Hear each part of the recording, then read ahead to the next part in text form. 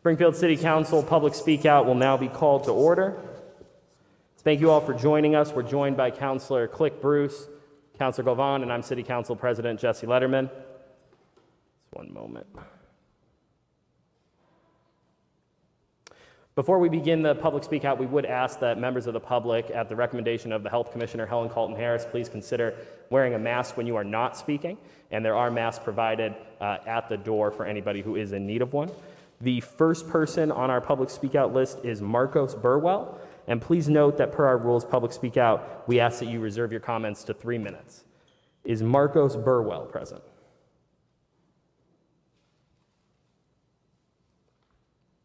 Say again, Marcus Burwell. Seeing none, the next person on our list is Anthony Caldwell. Anthony Caldwell.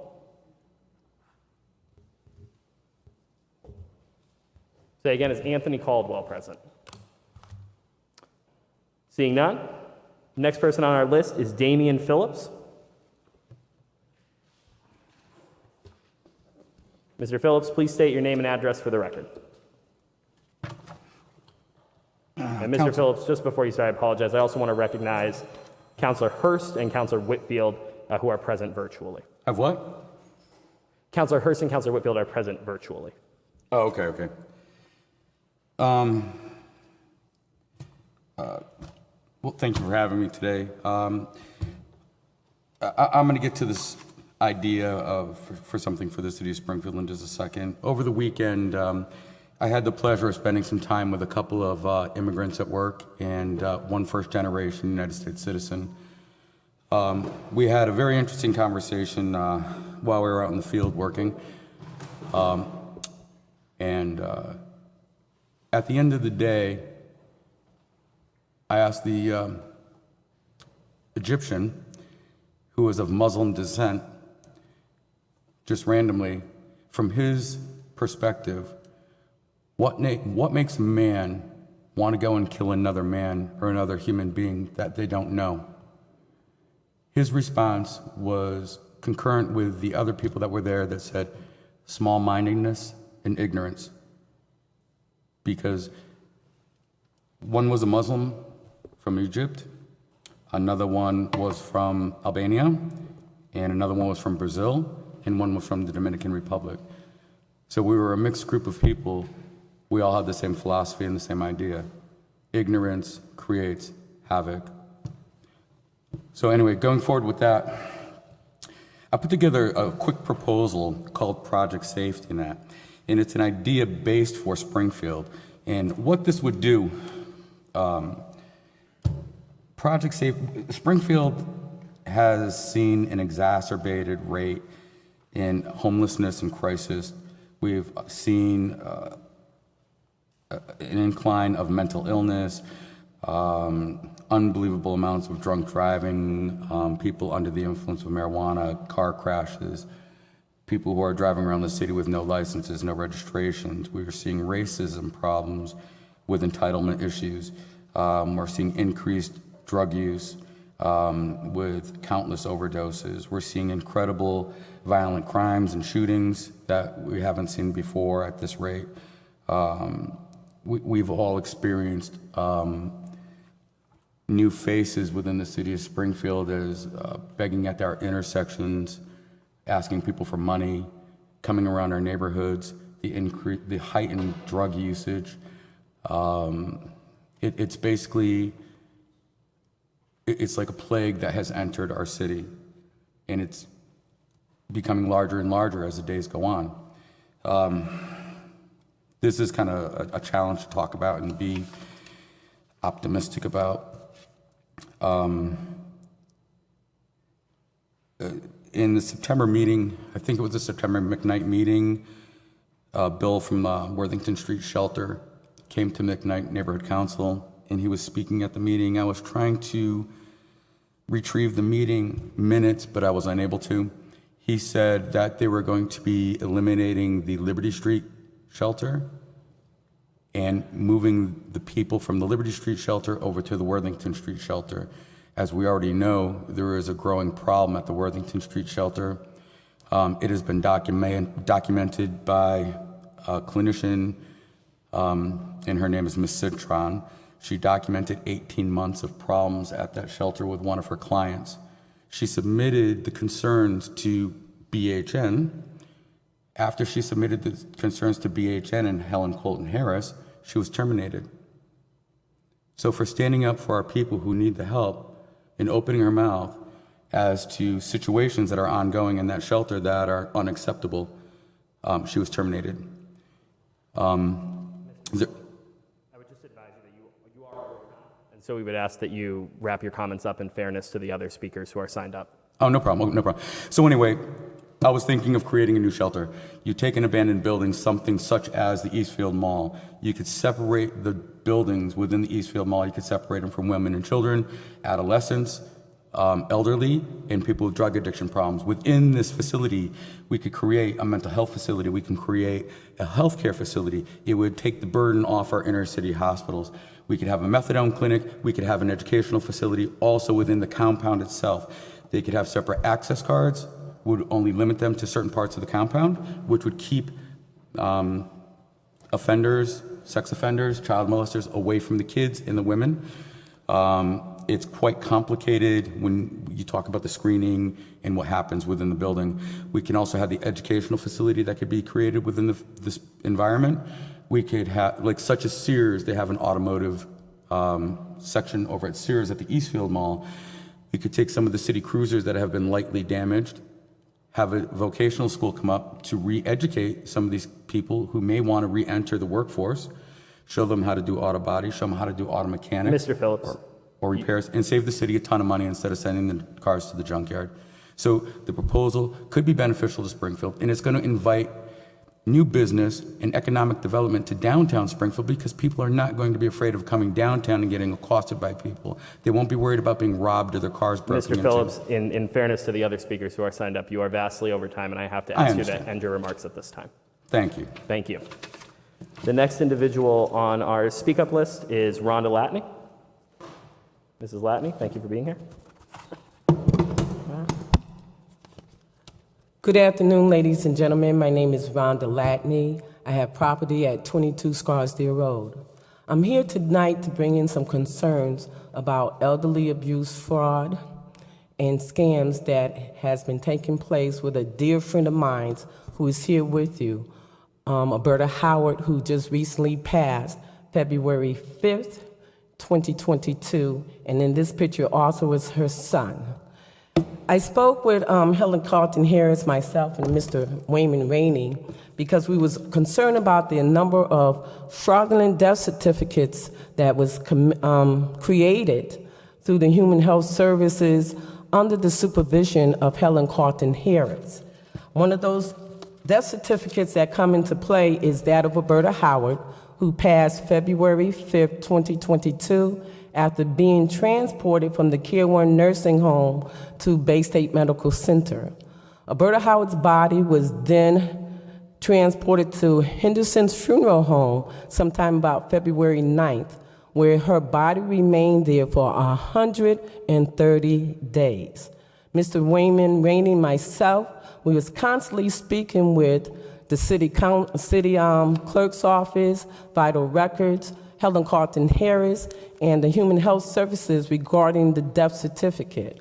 When we finally received Alberta Howard's death certificate on June 13th, it contained a number of fraudulent information from the point that where I called and I spoke to a woman named Tammy about how do I file a complaint about a fraudulent death certificate.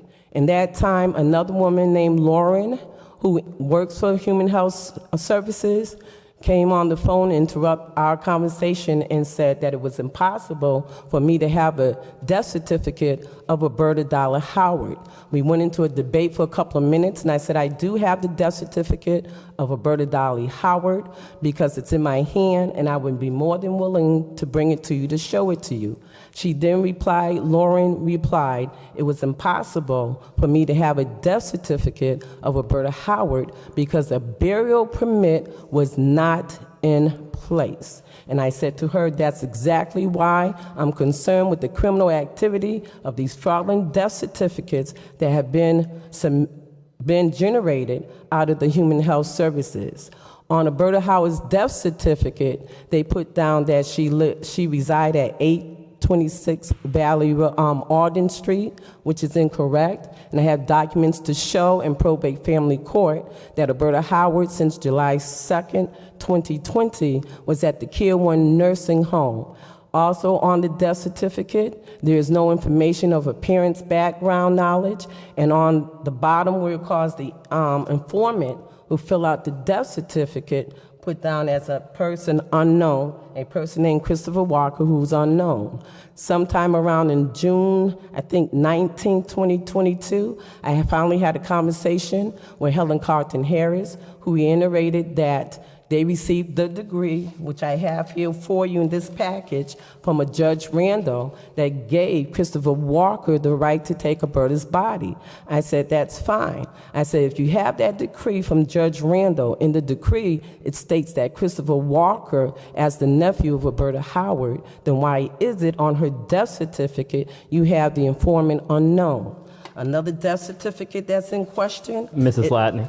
Yes. At this time, I would advise you that you are over time. Okay, and we so would there's ask that 4 you more other respectfully death wrap up your certificates remarks. involved. Joseph Copeland, Robert Copeland, Alberta Howard's son, Paris Pico Howard, who Helen Carlton Harris knew personally and allowed James Votes to sign off on her death certificate, which under Massachusetts law is illegal, and a Florence Cage.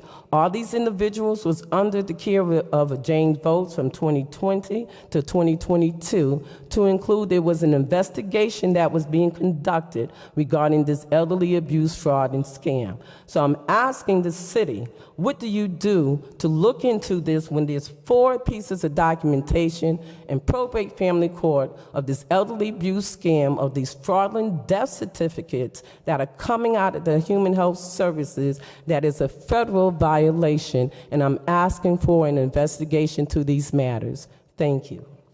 Thank you, Mrs. Latney. Our next speaker is David Gaby.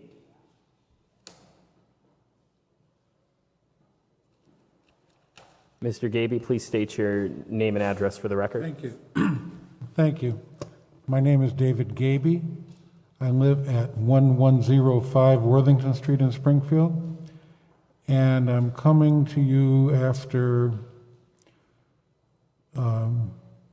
obtaining a 50 years active participation in Springfield planning discussions, and having both a community planning and historic preservation degrees.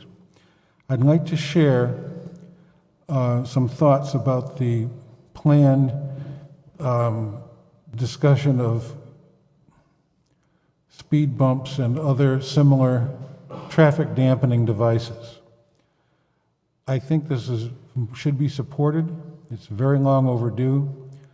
I have noticed, and I would share with you, that in the discussion, ongoing discussion of traffic changes, there has been an increasing discrepancy between what we do as a regional and national community in our quote-unquote better areas like Longmeadow and suburban Connecticut and Forest Park, and in our urban areas, and in particular with the retreatment of larger streets. Now, when we focus on McKnight, McKnight has several large streets that were planned well before automobiles became a prominent form of transportation. They are now, for some reason, considered arbitrarily as arterial streets, and our policy has been to promote more and more traffic. This is inappropriate. These are residential communities.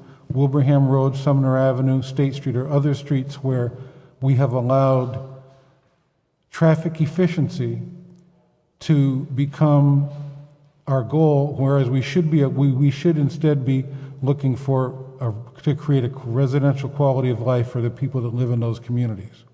So I would encourage the council to support the idea of speed bumps and the idea of raised crosswalks and so forth, but I would suggest that all of that should be part of comprehensive and thoughtful plans for each neighborhood, so that we are encouraging people to live in our communities as opposed to drive through them. Thank you. Thank you, Mr. Gaby. The final individual signed up for public speak out tonight is Mr. Stephen Gray. He is ill tonight. And seeing no further individuals signed up for speak out this evening, the council will adjourn until our regular meeting at 7 o'clock.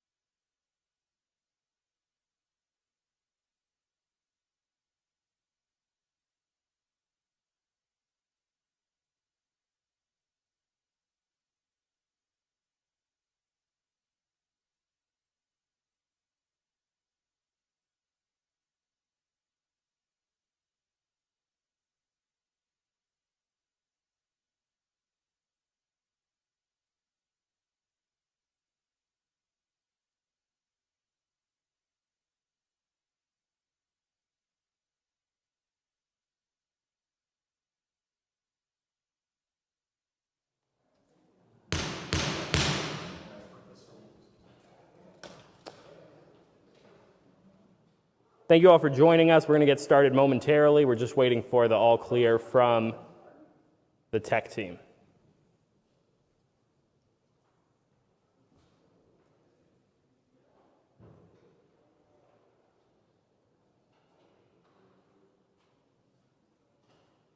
Brendan, are we good to go? All right, this meeting will be called to order. Madam Clerk, please call the roll for attendance.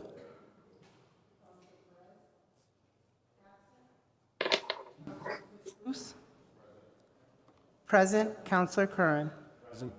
Present, Councillor Walsh. Present. Present, Councillor Brown. Present. Present, Councillor Davila. Present. Present, Councillor Hurst. Present. Present, Councillor Edwards. Present. Present, Councillor Allen. Present. Present, Councillor Govan. Present. Present, Councillor Fenton. Present. Present, Councillor Whitfield. Absent, Councillor Letterman. Present. Will the council and guests please rise for a moment of silence? This moment of silence will honor Dr. Martha Arthur Nathan, a physician at Bay State Brightwood Health Center. A dear friend to many of us, Councilor Govan and I had the opportunity to attend her celebration of life yesterday.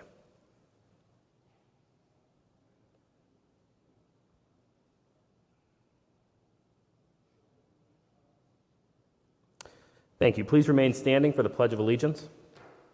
I pledge allegiance to the flag of the United States of America and to the republic for which it stands, one nation, under God, indivisible, with liberty and justice for all.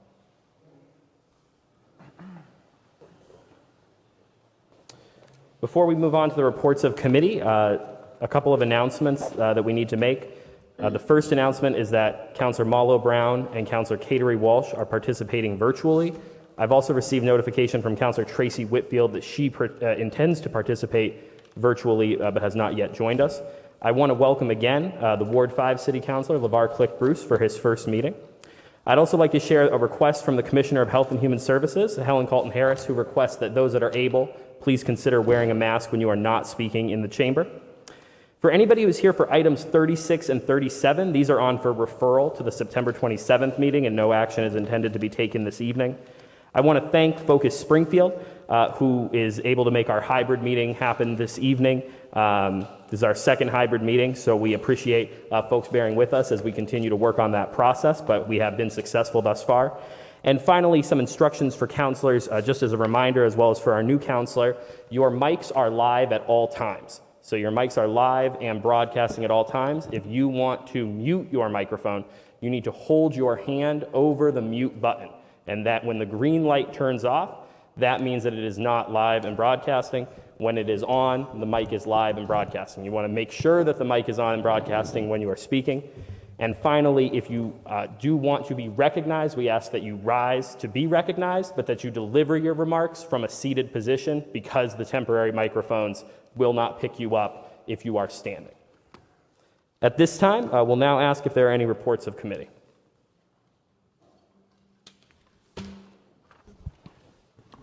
Councillor Fenton.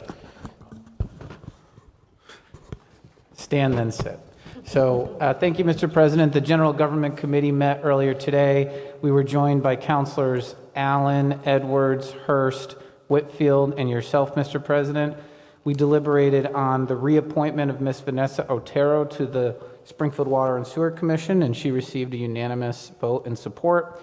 We also spoke with and heard testimony from Mr. Matthew Donovan, who is a retired city employee after having spent years with the city and the Water and Sewer Department, is offering to serve on the Water and Sewer Commission. He similarly received a unanimous vote of support. Thank you. Thank you, Councillor Fenton. Councillor Govan. Thank you so much. So the Mental Health Subcommittee did meet at the beginning of this month. It was on September, possibly 6th or the 2nd, I'm not sure which. But the first Thursday in September we met. We were joined by councilors, I believe, Allen, were you there?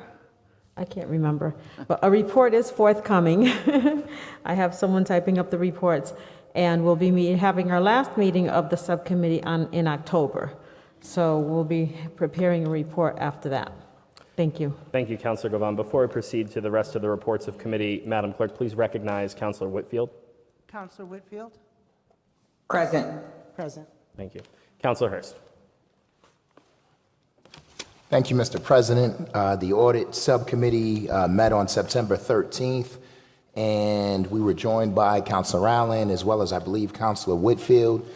The purpose of the meeting was Auditor No presented us with the city's fiscal year 2021 external financial statement audit by Powers and Sullivan, who are our independent auditors.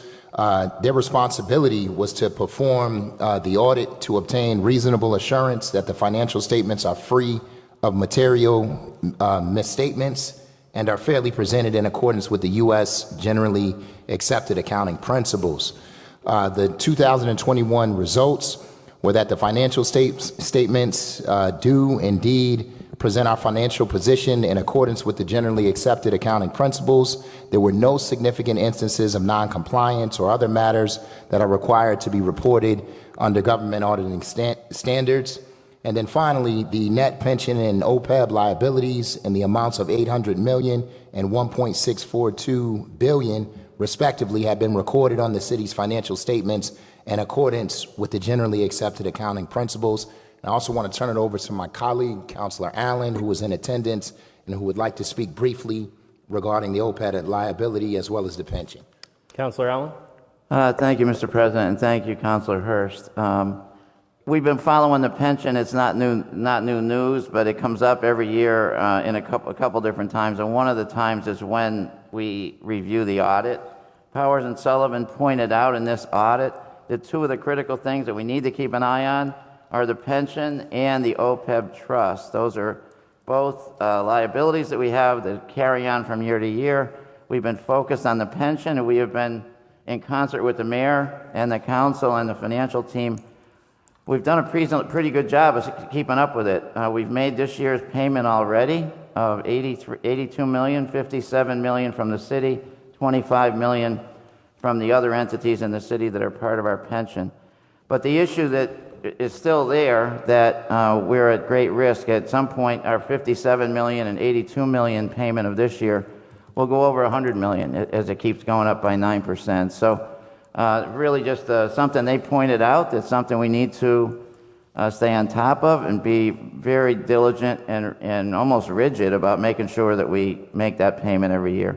All of our pension, the people who receive the pension require that, or will benefit from that.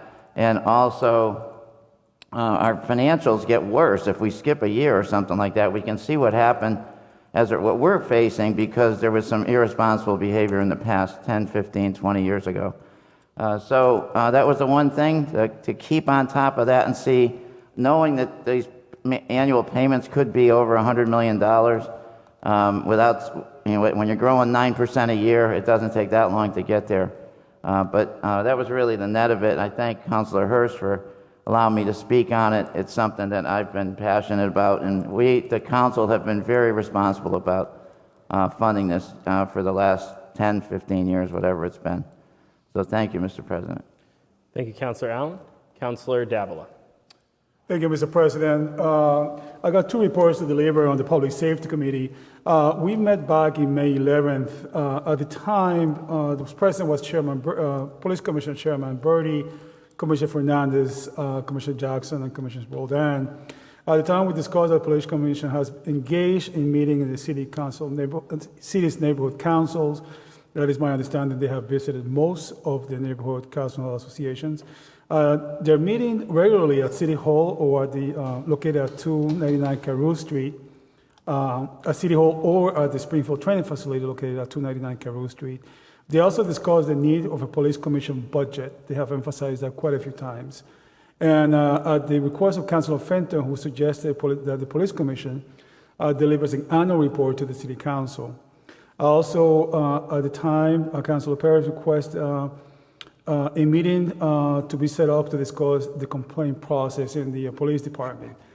Today, we had the subsequent meeting. Today on the 19th, President was Councilor Govan, Councilor Hurst, Councilor Whitfield, and Councilman Allen. Also present was Commissioner Chairman Birdie, Roldan, Fernandez, and Jackson. It is unclear whether residents' complaint goes once a complaint is filed. The city recently hired attorney Kevin Murphy. I would like to point out that this body rejected a request to allocate $50,000 to hire attorney Kevin Murphy. According to the commissioners, a complaint once it's filed, it is reviewed by apparently attorney Murphy, and he determines if the complaint goes forward or not. So at this point, we're completely unclear as to the complaint process, and it's something that we're going to continue to be looking at so that everybody in the city has a clear understanding of what the process is once a complaint has been filed, including notification of the complainant. We discussing annual police commission report as suggested by Councilor Fenton. I suggested a yearly report to be delivered to the city council on a committee of the whole in mid-December, Mr. President. And they are amicable to it. That's something I look forward to discussing with you in the future to set that up. And the commissioners agree. The police commission wants the contact information, commission information to be added to the city website. Apparently, there's nothing on the website. I did notice that there is something, a committee of the whole coming up to discuss the police commission on the agenda in the next few days. I guess Grace might things alike. And the police commission discussed the need to have their own internet server. Apparently, they are concerned with using their own personal information, which I agree with because that could really drag in their personal life into the public venue. And they emphasize that they need support, they need a staff, and they need a budget. We will follow up next month with a subsequent meeting. That's all, Mr. President. Thank you. Thank you, Councilor Davila. Are there any further reports of committee?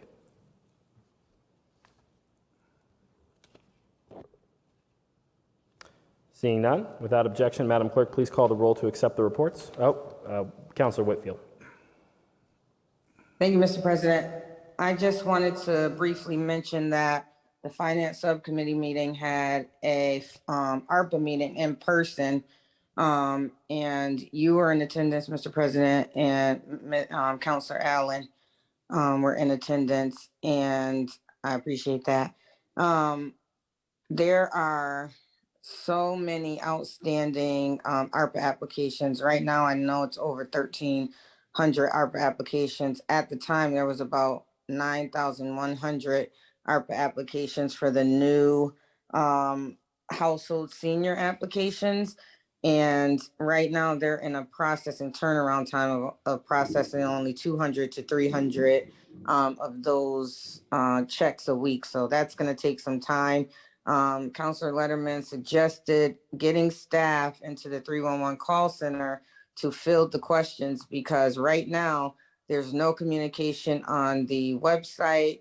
There's no communication on the letters that go out on how residents or small businesses or anyone is supposed to contact the ARPA team if they have any questions, concerns, or want to check the status of their applications. We also suggested putting those applications on the city website with the status of the applications. We asked what were going to happen with the older applications that have been received since November, December, and still in the queue waiting for a response. And they said that they are looking at all of the applications and will get back to individuals.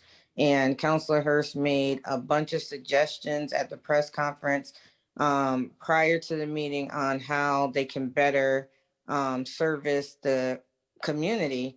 And just over communicating is one of the suggestions, and just making sure that the constituents have access to the ARPA team, like they're the processors. So there was more information or more solutions that we've been over a few times as far as transportation, the free transportation and other solutions or other uses of the ARPA funds. And we'll continue to have our bi-weekly meetings. I'm struggling to get individuals from the finance team to attend on a bi-weekly basis, but I will keep trying because in the heart of COVID, Commissioner Helen Carlton Harris met on a weekly basis, sometimes twice a week, once with the city council and once with the mayor's COVID updates, and that was during the heart of the pandemic. And if she could do that, someone from the finance team can join the ARPA meetings to give updates. So we're still working on that and better communication with the constituents, and hopefully that gets better. Thank you, Mr. President. Thank you, Councilor Whitfield. Any further reports of committee? Seeing none, without objection, Madam Clerk, please call the roll to accept the reports. On accepting the reports of committee, Counselor Perez, absent. Counselor Click Bruce? Yes. Yes. Counselor Curran? Yes. Yes. Counselor Walsh? Yes. Yes. Counselor Brown? Yes. Yes. Counselor Davila? Yes. Yes. Counselor Hurst? Yes. Yes. Counselor Edwards? Yes. Yes. Counselor Allen? Yes. Yes. Counselor Govan? Yes. Yes. Counselor Fenton? Yes. Yes. Counselor Whitfield? Yes. Yes. Counselor Letterman? Yes, the votes are sufficient. The reports are accepted. Madam Clerk, please call the first item. The first item is the July revenue versus expenditure report. Mr. Roach? Thank you, Mr. President. Patrick Burns, 90 Clement Street, Springfield. Tonight you have the July revenue versus expenditure report. This represents the first month of fiscal year 2023. And as Councilor Allen pointed out in his report on the audit of the FY21 financials, the city made their annual pension payment on July 1st, and that totaled $82.3 million. We're also working with the school department to finalize our net school spending carryover amount. You'll see on the report there's a partial appropriation of $2 million. We expect that figure to be much larger once we've agreed on that figure.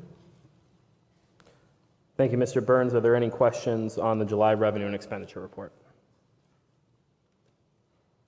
Seeing none, without objection, Madam Clerk, please call the roll to accept the report. On accepting the report, Counselor Perez, absent. Counselor Click Bruce? Yes. Yes. Counselor Curran? Yes. Yes. Counselor Walsh? Yes. Yes. Counselor Brown? Yes. Yes. Counselor Davila? Yes. Yes. Counselor Hurst? Yes. Yes. Counselor Edwards? Yes. Yes. Counselor Allen? Yes. Yes. Counselor Govan? Yes. Yes. Counselor Fenton? Yes. Yes. Counselor Whitfield? Yes. Yes. Counselor Letterman? Yes, the votes are sufficient. The report's accepted. Thank you, Mr. Burns. Madam Clerk, please call the next item. The next item is the reappointment of Vanessa Otero to the Water and Sewer Commission.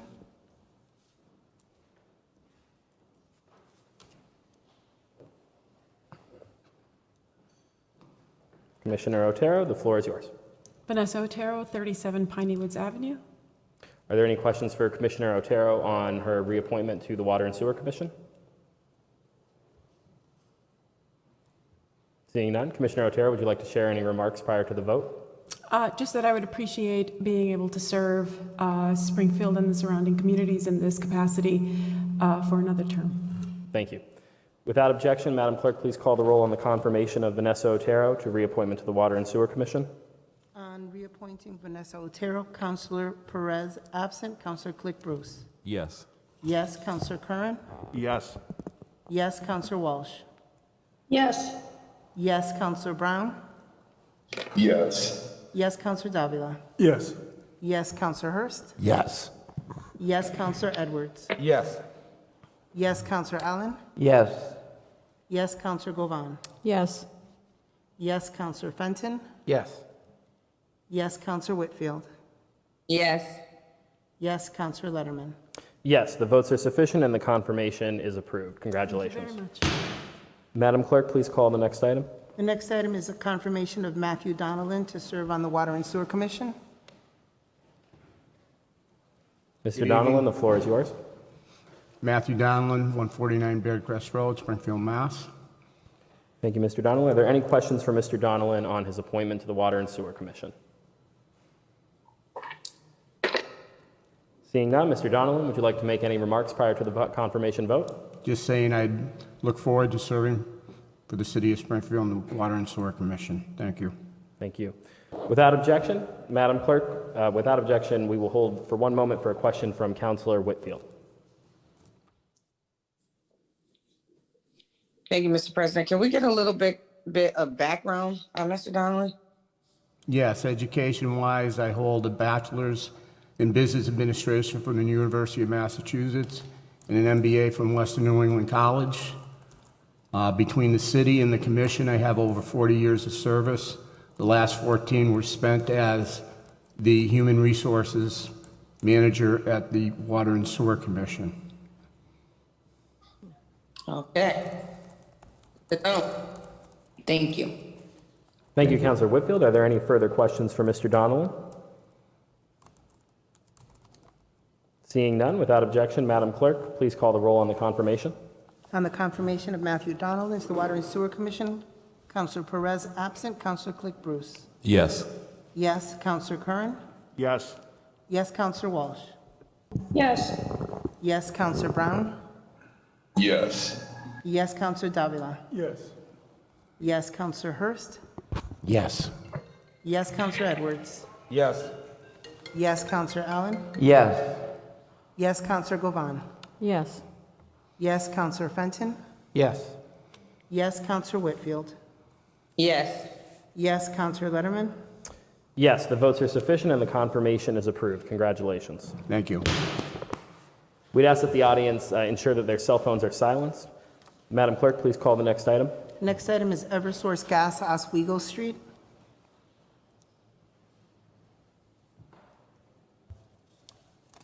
Director Signoli. Good evening, councilors. Chris Signoli, DPW Director. On the petition list, there are 6 petitions in front of you. First one, Oswego Street. Excuse me. Eversource Gas is replacing steel pipe with new PVC of 250 feet in Dwight Street Extension, 200 feet in Oswego Street, and 105 feet in Niagara Street. Thank you, Director Signoli. Are there any questions for Director Signoli on item 4? Seeing none, without objection, Madam Clerk, please call the roll to approve the item. On approving the item, Councilor Perez absent, Councilor Click Bruce. Yes. Yes, Councilor Curran. Yes. Yes, Councilor Walsh. Yes. Yes, Councilor Brown. Yes. Yes, Councilor Davila. Yes. Yes, Councilor Hurst. Yes. Yes, Councilor Edwards. Yes. Yes, Councilor Allen. Yes. Yes, Councilor Govan. Yes. Yes, Councilor Fenton. Yes. Yes, Councilor Whitfield. Yes. Yes, Councilor Letterman. Yes, the votes are sufficient. The petition's approved. Madam Clerk, please call the next item. Next item is a petition from Verizon for Cary Drive. Good evening, councilors. The petition for Verizon is the installation of a new pole for services on Cary Drive near its intersection with Feltham Street. There is an item number 7 on the agenda, which also has a pole on Feltham Street to support the overhead utilities in that area. This one is specifically for a new pole on Cary Drive. Thank you. Are there any questions? Seeing none, Madam Clerk, without objection, please call the roll to approve the petition on Cary Drive. On approving item number 5, Councilor Perez absent, Councilor Click Bruce. Yes. Yes, Councilor Curran. Yes. Yes, Councilor Walsh. Yes. Yes, Councilor Brown. Yes. Yes, Councilor Davila. Yes. Yes, Councilor Hurst. Yes. Yes, Councilor Edwards. Yes. Yes, Councilor Allen. Yes. Yes, Councilor Govan. Yes. Yes, Councilor Fenton. Yes. Yes, Councilor Whitfield. Yes. Yes, Councilor Letterman. Yes, the votes are sufficient. The petition is approved. Madam Clerk, please call the next item. The next item is Eversource Gas on Newberry Street. Good evening, councilors. This is a petition that was in front of the council a number of months ago that was sent to committee. A committee meeting was, a subcommittee meeting was never held. Requests were made for a subcommittee meeting, yet the meeting was never held. So a petition was resent by Eversource Gas for the installation of 2,000 feet of replacement of steel pipe to PVC on Newberry Street from Rimmon Ave. And I can't see the side street here, work into the side streets to get out of the Newberry Street right-of-way. So it's 2,000 feet of 8-inch PVC gas main. Councilor Fenton? Thank you, Mr. President. Chris, I think that we still need a committee meeting on this. So if the Maintenance and Development Subcommittee would be willing to hold one, I think that would be useful. One of the issues that I have with this is it's a pretty extensive roadway cutting, and not just Newberry Street. This plan is showing Doyle Ave and Morrison and Farnsworth, and a lot of people in that area don't have gas service currently. So the reason that I wanted to discuss it with Eversource is if they're making such a significant investment in the area, there's dozens of residents that back up in that Glenwood neighborhood, if not hundreds, who don't have access to gas services. So that was the reason for request to committee, and I would renew that request at this time in the form of a motion. Second. Motion has been made by Councilor Fenton, seconded by Councilor Davila. Is there any discussion on the motion? Seeing none, without objection, Madam Clerk, please call the roll to continue or to refer item 6 to the Maintenance and Development Committee meeting. On sending item 6 to Maintenance and Development, Councilor Perez absent, Councilor Click Bruce. Yes. Yes, Councilor Curran. Yes. Yes, Councilor Walsh. Yes. Yes, Councilor Brown. Yes. Yes, Councilor Davila. Yes. Yes, Councilor Hurst. Yes. Yes, Councilor Edwards. Yes. Yes, Councilor Allen. Yes. Yes, Councilor Govan. Yes. Yes, Councilor Fenton. Yes. Yes, Councilor Whitfield. Councilor Whitfield. Away, Councilor Letterman. Yes. Yes. Councilor Letterman. Yes, the votes are sufficient. The item will be referred to the Maintenance and Development Committee. Madam Clerk, please call the next item. The next item is Verizon item for Feltham Road. Good evening, councilors. Request for Verizon. The previous application we discussed on Cary Drive. Down the street is a need for an additional pole, by Verizon to support the overhead services. So it is a pole on Feltham Street, Feltham Road. Are there any questions on the petition? Seeing none, without objection, Madam Clerk, please call the roll to approve the petition. On approving the petition, Councilor Perez absent, Councilor Click Bruce. Yes. Yes, Councilor Curran. Yes. Yes, Councilor Walsh. Yes. Yes, Councilor Brown. Yes. Yes, Councilor Davila. Yes. Yes, Councilor Hurst. Yes. Yes, Councilor Edwards. Yes. Yes, Councilor Allen. Yes. Yes, Councilor Govan. Yes. Yes, Councilor Fenton. Yes. Yes, Councilor Whitfield. Yes. Yes, Councilor Letterman. Yes, the votes are sufficient and the petition is approved. Madam Clerk, please call the next item. Next item is for valet parking on Worthington Street. Good evening, councilors. Businesses on Worthington Street in late April of this year petitioned to have a valet parking area for some of the restaurants on Worthington. The valet parking has been in place since that time, Fridays and Saturdays, and an application was finally made to the BPW, Traffic Commission, and eventually to the City Council for the permanent installation of a valet station. It is across the street from Theodore's. Businesses in the area support it. It has been in place for Fridays and Saturdays. This valet petition, while it doesn't say it on here, is specifically for Fridays and Saturdays. Are there any questions? Councilor Hurst? Quick question, Chris. Why does it need to be permanent? Because right now they're basically working week to week to week. So in a requirement of the regulations say that you can't continuously do it unless you come before the council and get a permanent approval to do it. Got it. And you said you've reached out to all of the businesses in the area? Correct. Before it even started, we made sure that the bid was involved, all the businesses there, that they supported it. It's essentially being done in a loading area across the street, which is a no parking area. So it has been working since first week of May, I believe, and basically been working fine, and they've been getting week-to-week permits until this could be heard. And who makes the money off of this? Valet Park of America runs it. Okay. Does a portion of that go to the parking authority? They go to the parking authority for when they have to bag meters. They reimburse them for bagging the meters in the area. But basically, after 6 p.m., there's no cost in that area anyways. Okay, gotcha. Yep. Gotcha. Okay, makes sense. Thank you. Thank you, Councilor Hurst. Are there any further questions on item 8? Seeing none, without objection, Madam Clerk, please call the roll on approving the petition. On approving the petition, Councilor Perez absent, Councilor Click Bruce. Yes. Yes, Councilor Curran. Yes. Yes, Councilor Walsh. Yes. Yes, Councilor Brown. Yes. Yes, Councilor Davila. Yes. Yes, Councilor Hurst. Yes. Yes, Councilor Edwards. Yes.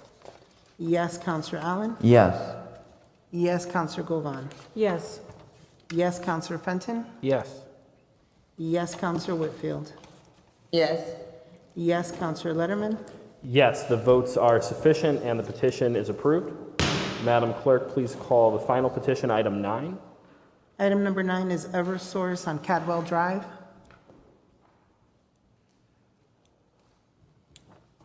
Good evening, councilors. Eversource Electric is proposing the installation of 2 new 4-inch conduits along Cadwell Drive to supplement their services that are there. The installation will occur in the grass area for a majority until they have to just cross the street. It is for the installation of 7 new handholds, 1 pole, and 2,440 feet of 2 4-inch conduits to support electric service. Are there any questions on the petition? Excuse me? I was asking if there were any questions on the petition. I feel like in a fish tank here. Takes some getting used to. Seeing none, Madam Clerk, without objection, please call the roll to approve the petition. On approving the petition, Councilor Perez absent, Councilor Click Bruce. Yes. Yes, Councilor Curran. Yes. Yes, Councilor Walsh. Yes. Yes, Councilor Brown. Yes. Yes, Councilor Davila. Yes. Yes, Councilor Hurst. Yes. Yes, Councilor Edwards. Yes. Yes, Councilor Allen. Yes. Yes, Councilor Govan. Yes. Yes, Councilor Fenton. Yes. Yes, Councilor Whitfield. Yes. Yes, Councilor Letterman. Yes, the votes are sufficient and the petition is approved. Thank you, Madam Clerk- councilors. Thank you, Chris. Madam Clerk, please call item 10. Item 10 is a Walker Grandstand no match required grant in the amount of $3 million. Good evening, councilors. As you might recall, 4 years ago, we announced a master plan for the Horticulture Center and Forest Park, which included the Grandstand project. Over the past 2 years, we've been working with the Capital Asset Department on the study of the Grandstand as well as the original zoo buildings in that area of the park. Last year, you accepted a grant for the forestry building, which was considered phase 1 of this project. And now we were successful with Congressman Neal acquiring funding for the Grandstand project. We also started this past month, starting work on the fields in Forest Park, where we had a huge clover issue, and that has been eradicated, and now we're slice seeding the field, and then we are going to be removing the lips in the outfield as well. I know that you got some letters and complaints, and that it's every 5 years we go through this process with our field, so this is nothing new, and that work is being completed as well. But we're excited. I want to thank Pete Garvey and Myron Hatchett. They've done a tremendous job with us, and then Kathy Bono has really done an outstanding job in getting all the grant requirement paperwork back to the federal government and keeping us on a very tight timeline. So we're excited about this, as it's going to be, I think, bringing a lot of energy to the overall master plan for this end of Forest Park. Thank you, Director Sullivan. Are there any questions from the council? Councilor Davila. Thank you, Mr. President. Quick question, Pete. This $3 million, is that any of this money going to be used towards work on the field itself? Or well, is this gonna be the there will be standstill? at Diamond Number One, there will be some work done with the field, but we're also just using the Walker Trust money. Every 5 years, we go through and we remove the lips in the outfields and slice seed, and so I know you were getting letters, but it was all part of our regular maintenance program to do the fields this year anyway. I apologize, I know I have my back on you, but it's kind of awkward getting used to talking and this microphone. So would you mind repeating? I didn't quite get what you said. Yeah, so as I indicated, we use the Walker Trust to maintain those fields, so that work has started. But there will be additional work done with this grant on Diamond Number One as well. Okay, and on the stand itself, what kind of work is gonna be done there? This will be phase one of the grandstand, so your outside infrastructure, your roof, any steel, masonry, ADA dugouts will be completed in this first phase, and we hope to get to, they originally had windows in the front of the grandstand. We hope that we can put the windows back into the grandstand and remove the brick. And do you have a timeline for phase one? The timeline, we will be going out to, now that, once you accept this tonight, we will go out for designer services, and I would hope about a year from now, we would actually start the physical construction. Oh, a year, okay. I see what you're saying. It's about a 2-year process. It's about a 2-year process, okay. Excellent. I know there's been a lot of concerns with the field still, so it's music to my ears to hear that the field has been getting some attention. But with regards to,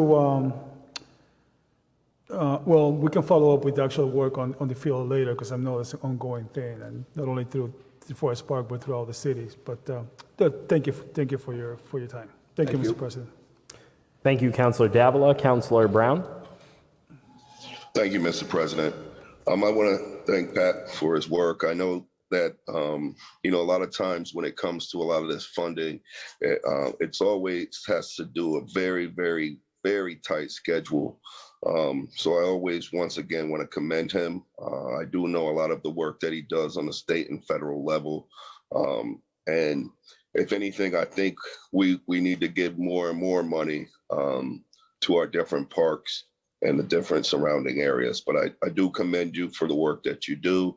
And this is definitely music to my ears. Thank you, Mr. President. Thank you, Counselor. Thank you, Councilor Brown. Councilor Walsh?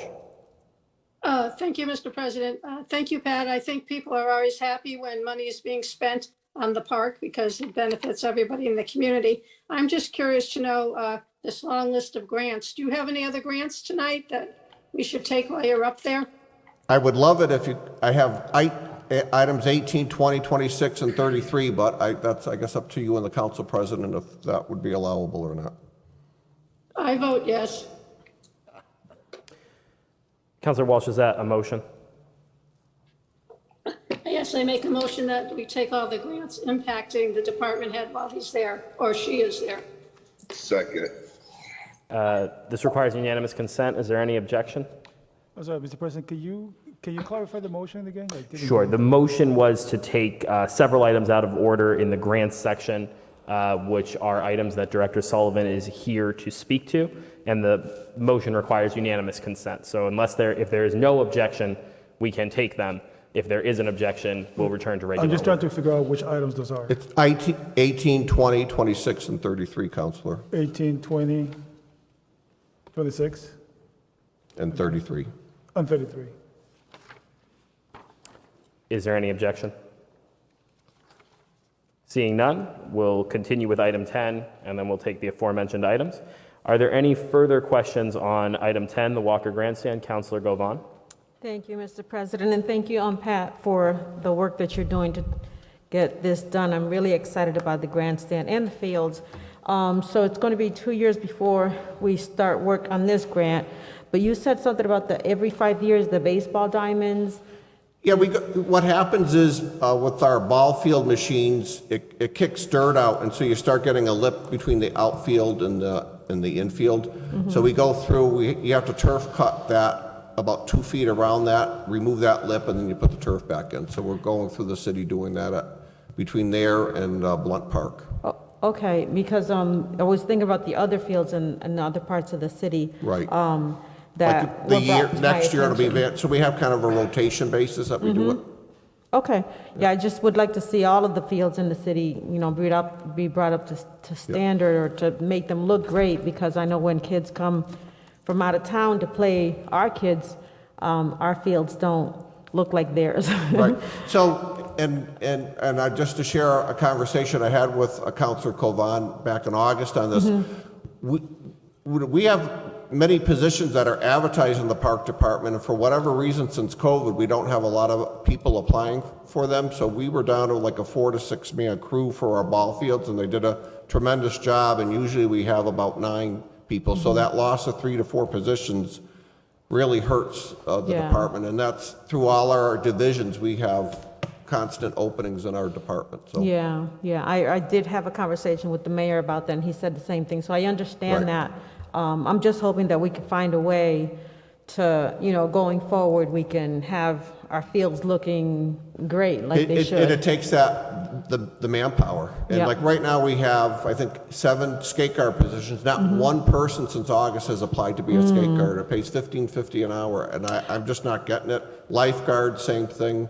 I have a few people that are looking for a job right now, so I'm gonna send them to you, Pat. That'd be great. No, we want bodies, so. All right, thank you so much, Pat. But just know, we feel the pain that you're getting when you have constituents, but just let them know we're short manpower. Yes, thank you so much.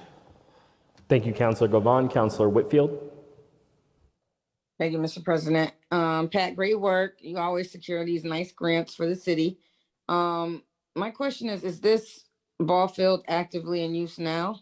Yeah, we were playing games right through the season this year. Okay, and once you start construction, how long, when will they be able to be used again?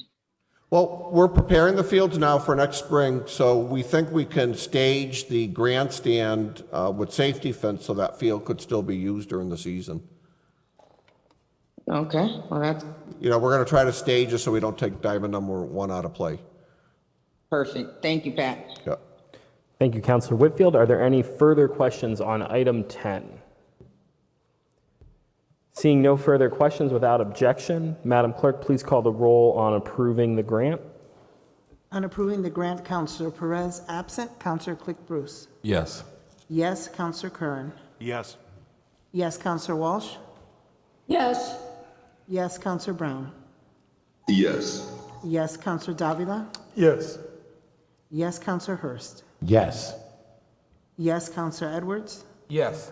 Yes, Councilor Allen. Yes. Yes, Councilor Govan. Yes.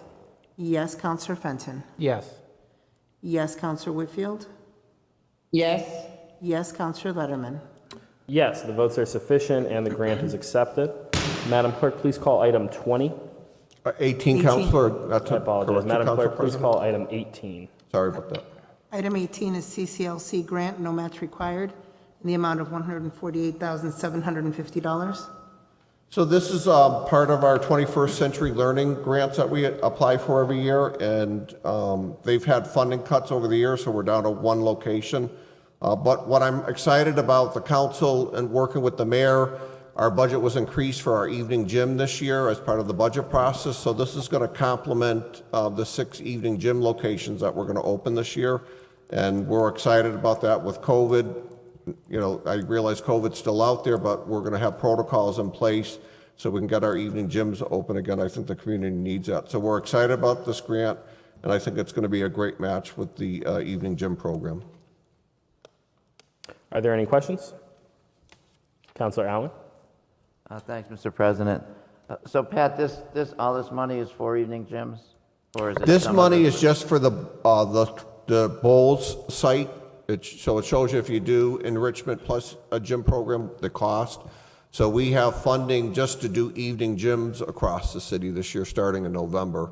So again, we're going to start applying. I'll let the counselors know. So if you have kids and you're 17 on up that want a job it'd be a great job for college students working 3 nights a week in a gym. We're going to need bodies. I'm just praying that people apply for these jobs. So that funding for evening gyms is elsewhere, it's not in this? It's separate. That's already built. You guys passed that when you did the budget this year. In the budget, right. And this one, this Bowles money, Is that summer or is that after school? This starts again in November, and runs from November through May. Okay, great, thank you. Thank you, Counselor Allen. Counselor Brown, followed by Counselor Whitfield.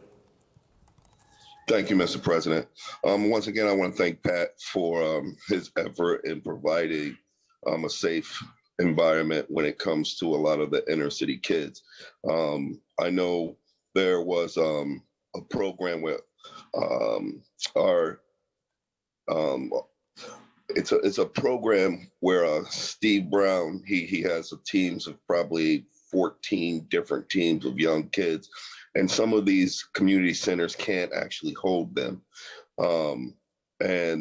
I know Pat, I've worked with Pat as far as trying to obtain space for a lot of these kids, and he's been excellent with helping. So I do just want to thank you for your effort, and just want to let you know that I'm going to hit you up again for some more space, because I know a lot of the kids in the area, I don't think a lot of people understand that this is something that's really, really needed, because we don't have the space as far as a community center. So I do thank you, Pat, for your effort on this one also. Thank you, Mr. President. Thank you, Counselor Brown. Counselor Whitfield. Thank you. Pat, can you just remind us what you're paying for those positions? They're paying the minimum wage amount, which I think is around $15.50 an hour now. But I'll give you a better answer in the morning when I check in with our accountant. And it's 3 days a week for how many hours? They're going, I think, Monday through Thursday. Oh, Monday through Thursday? Yeah. Okay. And what's the time? I think we're gonna go 6 to 9. 6 to 9. Okay, thank What you. I'll do, once we have the schedule and we're getting our permits now through the school department, I'll send you all an email, because maybe you can match up kids that are actually in those neighborhoods that you know that are looking for work. Right. That's a great idea. Thank you, Pat. Thank you. Thank you, Counselor Whitfield. Are there any further questions? Seeing none, without objection, Madam Clerk, please call the roll on approving item 18. On approving item 18, Counselor Perez, absent. Counselor Click Bruce. Yes. Yes, Counselor Curran. Yes. Yes, Counselor Walsh. Yes. Yes, Counselor Brown. Yes. Yes, Counselor Davila. Yes. Yes, Counselor Hurst. Yes. Yes, Counselor Edwards. Yes. Yes, Counselor Allen. Yes. Yes, Counselor Govan. Yes. Yes, Counselor Fenton. Yes. Yes, Counselor Whitfield. Yes. Yes, Counselor Letterman. Yes, the votes are sufficient and the grant is accepted. Madam Clerk, please call item 20. Item 20 is a Parks EEA grant for Breckwood Pond Dam Phase 2 in the amount of $90,000. Thank you, counselors, and I appreciate your support on these grants. So these are very critical grants for the dams. As you recall, about 6 years ago, we got the grant for the Van Horn Dam study. We've been working with Chris Signoli on the similar grant for Upper Van Horn Dam, which we are completing that study as we speak. And then Lake Massasoit, which that dam just got built, got a similar grant 5 years ago. So this will be the Breckwood Pond Dam, and we hope maybe there's a way to accelerate this process, because I think there's going to be a lot of state ARPA money for dams. At least I hope the state will consider dam money for through their ARPA money. So we look forward for you accepting, because when you have these studies done, then you can go right into design and be shovel ready. Thank you, Director Sullivan. Are there any questions? A quick question. Councilor Davila. My apologies. Is that Patrick, is that the pond over by? Behind the old Big Y there, Breckwood Boulevard, there's like a little shopping mall there. Okay, gotcha. And then actually the utility company across from Duggan is doing all that work. It's on that stretch of road.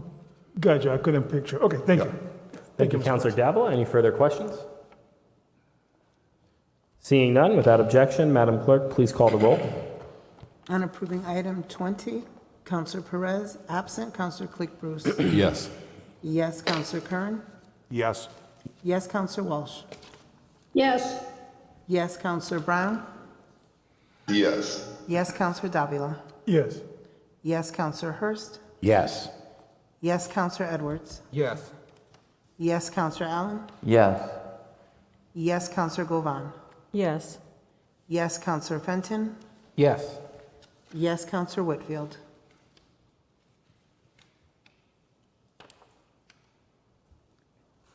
Counselor Whitfield? Sorry about that. I'm dealing with two things. Yes, yes, yes, yes. Yes, Counselor Letterman?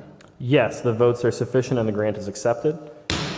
Madam Clerk, item 26 is under $50,000. Traditionally, we take all these items together. Unless there are questions on item 26, my inclination would be to go to the final item for parks, which is item 33.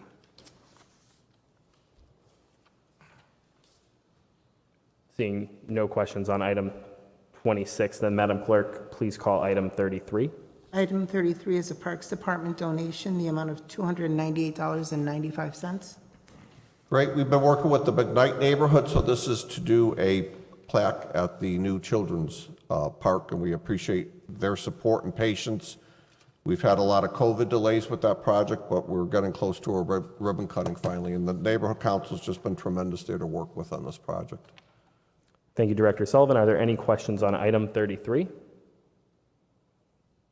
Councilor Brown. Thank you, Mr. President. I want to thank you, Pat, for the park.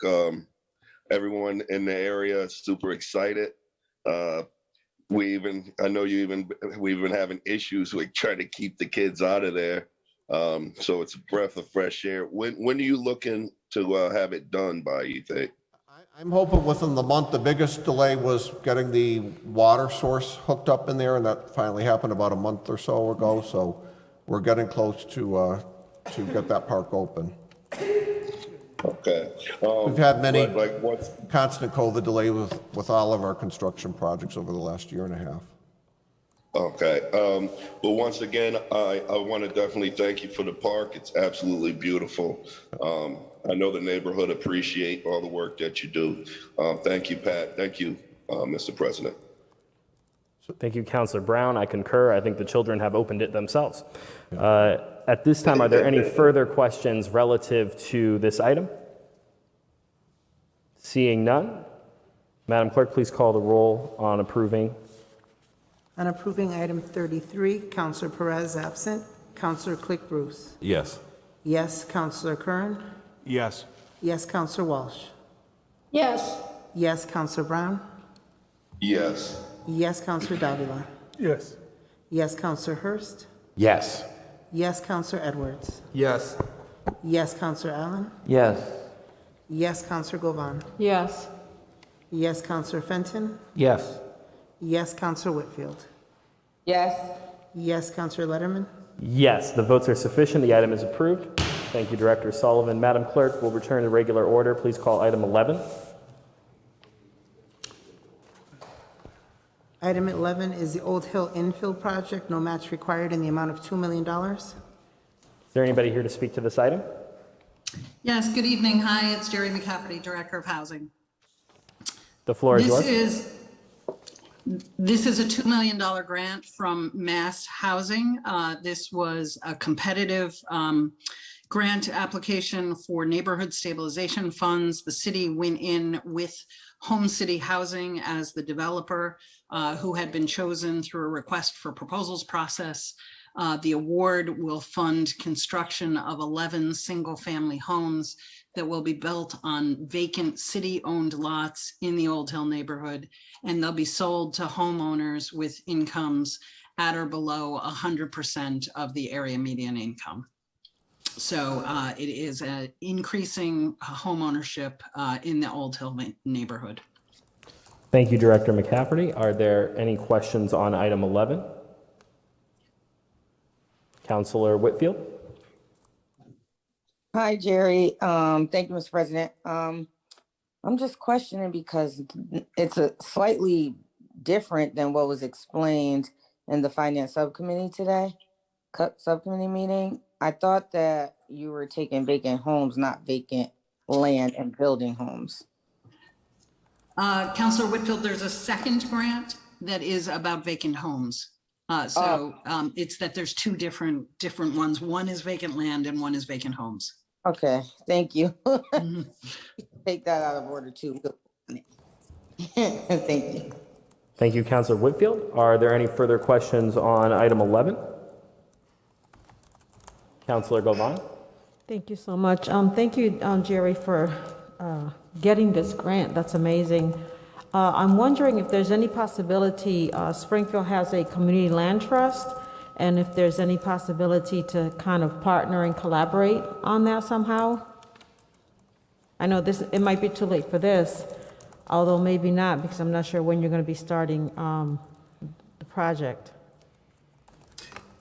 I would say right now there are a number of possible projects going on, and it would be great I would love to meet with the land trust and talk about possibilities and see sort of what you're thinking of, what you're interested in, and how we can support that work. Absolutely. I'll have them reach out to you because it's exactly what you described as far as building the homes and keeping them affordable in perpetuity. So I'll have them reach out. Thank you so much, Jerry. Thanks. Thank you, Councilor Govan. Are there any further questions? Seeing none, without objection, Madam Clerk, please call the roll to approve the grant. On approving the grant, Counselor Perez absent, Counselor Click Bruce. Yes. Yes, Counselor Curran. Yes. Yes, Counselor Walsh. Yes. Yes, Counselor Brown. Yes. Yes, Counselor Davila. Yes. Yes, Counselor Hurst. Yes. Yes, Counselor Edwards. Yes. Yes, Counselor Allen. Yes. Yes, Counselor Govan. Yes. Yes, Counselor Fenton. Yes. Yes, Counselor Whitfield. Yes. Yes, Counselor Letterman. Yes, the votes are sufficient and the grant is accepted. Madam Clerk, please call item 12. Item 12 is the FY23 State 911 Support and Incentive Grant, no match required in the amount of $992,816. Commissioner Calvi. Good evening, councilors. Commissioner Calvi, Springfield Fire Department. This grant in the sum of $900,000. I lost my spot here. $900,092,816 is from the 911 board. It helps operate the Springfield 911 Center. It's given to all PSAPs in the Commonwealth of Massachusetts to help offset their expenses. This particular grant goes to offset the salary account for the 911 Center. Thank you, Commissioner. Are there any questions for the Commissioner on item 12? Councilor Davila. Thank you, Mr. President. Commissioner, my apologies. I got to give you my back so people can hear me. So I hear you say this for offset expenses, but I think I've been fumbling through my paperwork here, which is not in order. But maybe I'm getting this confused, but it says here about training for the 911 personnel. That's the next grant, Counselor. That's the next one? Okay, all right. Thank you. That's what I figured. All right, thank you. Thank you, Councilor Davila. Are there any further questions on item 12? Seeing none? Without objection, Madam Clerk, please call the roll to accept the grant. On accepting the grant, Counselor Perez absent, Counselor Click Bruce. Yes. Yes, Counselor Curran. Yes. Yes, Counselor Walsh. Yes. Yes, Counselor Brown. Yes. Yes, Counselor Davila. Yes. Yes, Counselor Hurst. Yes. Yes, Counselor Edwards. Yes. Yes, Counselor Allen. Yes. Yes, Counselor Govan. Yes. Yes, Counselor Fenton. Yes. Yes, Counselor Whitfield. Yes. Yes, Counselor Letterman. Yes, the votes are sufficient and the item is approved. Councilor Fenton. Mr. President, I believe Commissioner Calvi has another grant, item number 16, and another item number 38. If there's no objection, and could take those out of order, please. Thank you, Councilor Fenton. Is there a second? I want to object because I asked the same thing to happen with Jerry McCafferty, and for some reason that request didn't come back up or was missed. So thank you, Councilor Whitfield. Did you make that request today? If we're gonna do it, I would like to do it for all that comes up, do all their grants, and then move on from there. Councilor Whitfield, you made that request today for Director McCafferty? Well, when I asked her the question, and she said there was another grant, I said, well, maybe we should take that one out of order, too, so she could get her grants, finished, or her department can get their grants finished. So if we're gonna do it, it has to be a fair process. Thank you, Councilor Whitfield. I apologize if I missed that in the form of a motion. I will say for the record that the agenda is to proceed in regular order. Councilors are welcome to make motions at any time to take items out of order, and that order would require unanimous consent. At this time, Councilor Whitfield, is it your intent to object to Councilor Fenton's order? No, I'm not objecting, but I just wanted to be fair. Thank you, Councilor Whitfield. Is there any objection to the motion to take items 16 and 18 out of order? Second. 16 and Seeing 38. 16, 18. 16 and 38. Seeing no objection, we will proceed then. If I may, Councilor Davila. I don't have an objection, I just keep fumbling through my paperwork. I don't have 38.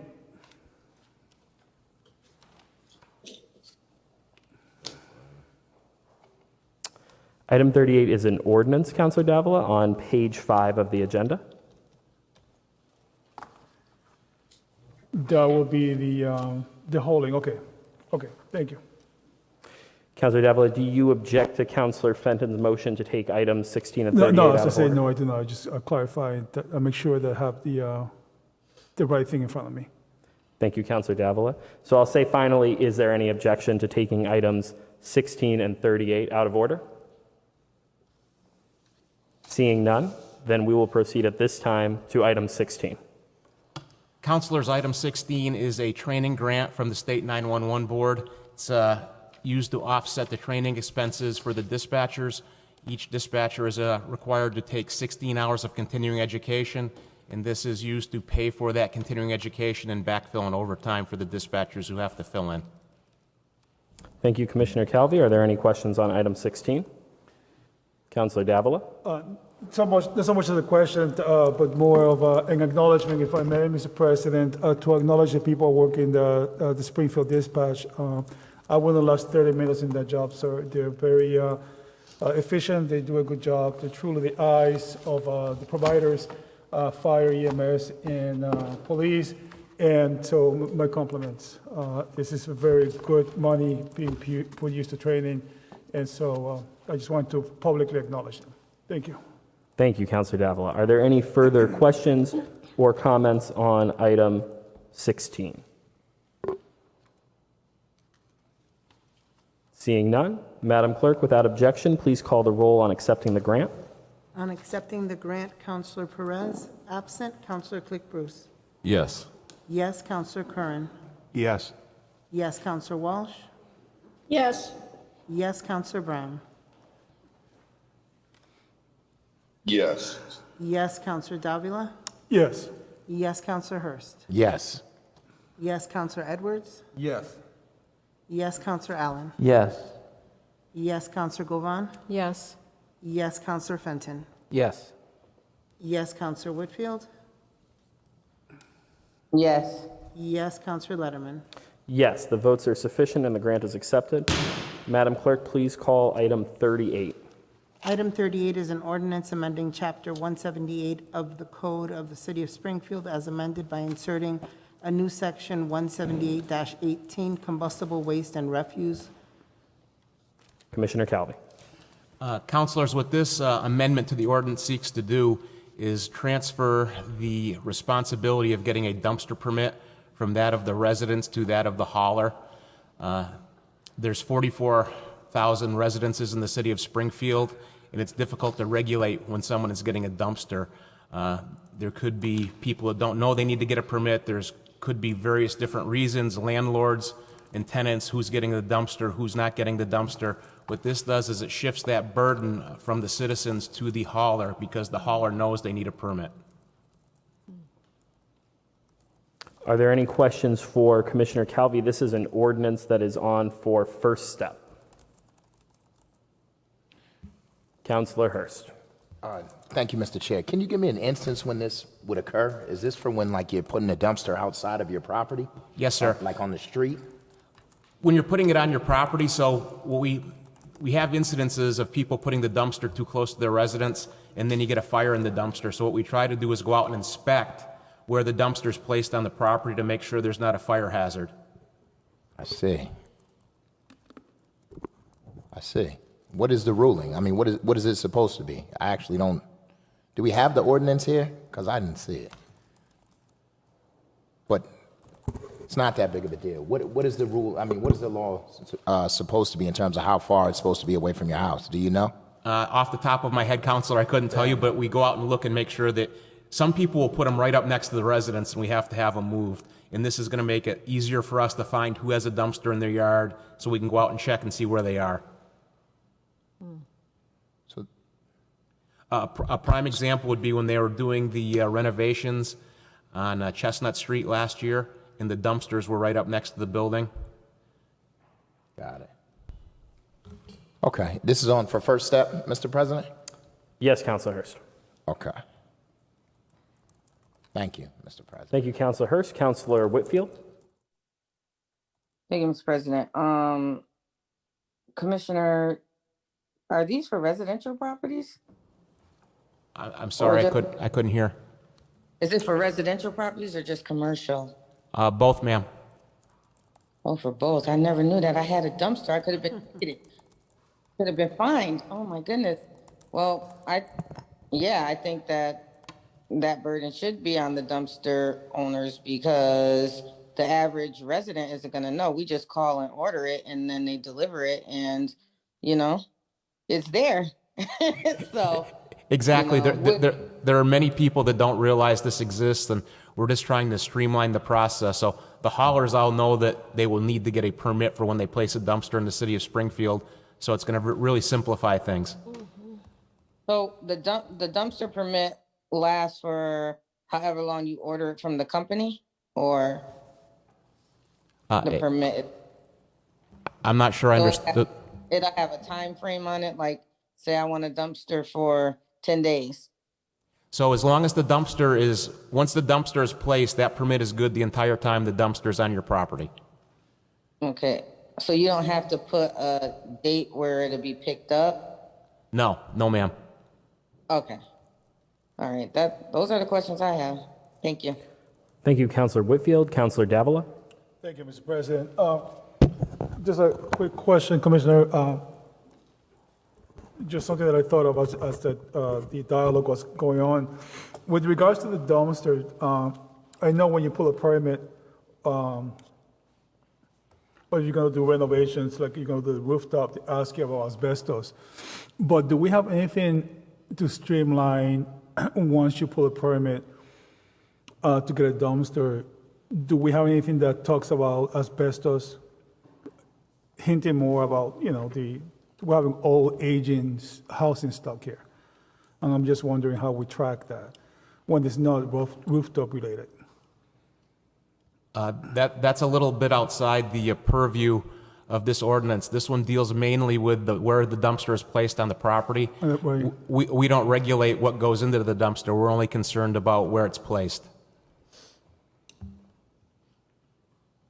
Okay, okay. All right, thank you, Commissioner. Thank you. Councilor Allen, followed by Councilor Hurst. Thanks, Mr. President. Mr. Commissioner, have you worked with other people besides the fire department people on this? Did you work with the law division or? Yes, Counselor. This was vetted through the law department before it came here. And this is the first time it's come here? I believe it's the first, is it? Yeah, this is the first. This First is reading. First reading. So I don't know if Mr. Shea could comment on this as to whether, should we put this, the question for me is, do we put it in committee at this stage, or is there some process? Getting stuck on it tonight doesn't make sense, to expedite this a little bit would either be a comment on this. Speaking parliamentarily, it's the will of the body. Yeah, I got you. Do you have a question for Attorney Shea? I have a question for Mr. Shea. Yeah. Attorney Shea? Thank you.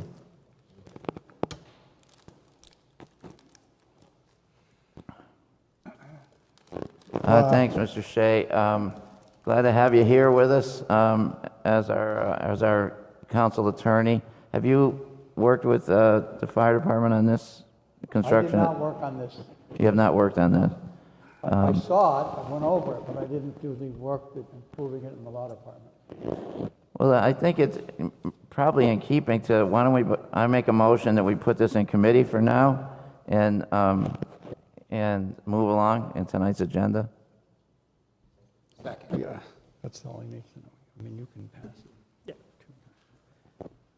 Thank you, Attorney Shea. A motion's been made by Counselor Allen to refer this to committee. The motion has been seconded by Counselor Hurst. Is there any discussion on the motion? Counselor Davila?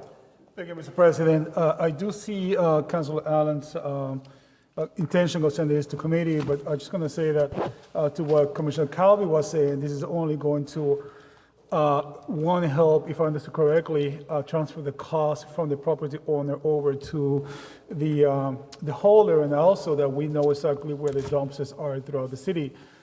Any changes that may have to be made to this, according to the will of this wise body, can definitely be made through the process, because this will be sent to committee eventually. So, although I think I see where the good intention of sending to committee, I'm of the belief that we should just pass first reading and then make the necessary changes after consulting with the commissioner on what changes, if any, needs to be made. So I would like to see this passed today if this is the will of the body.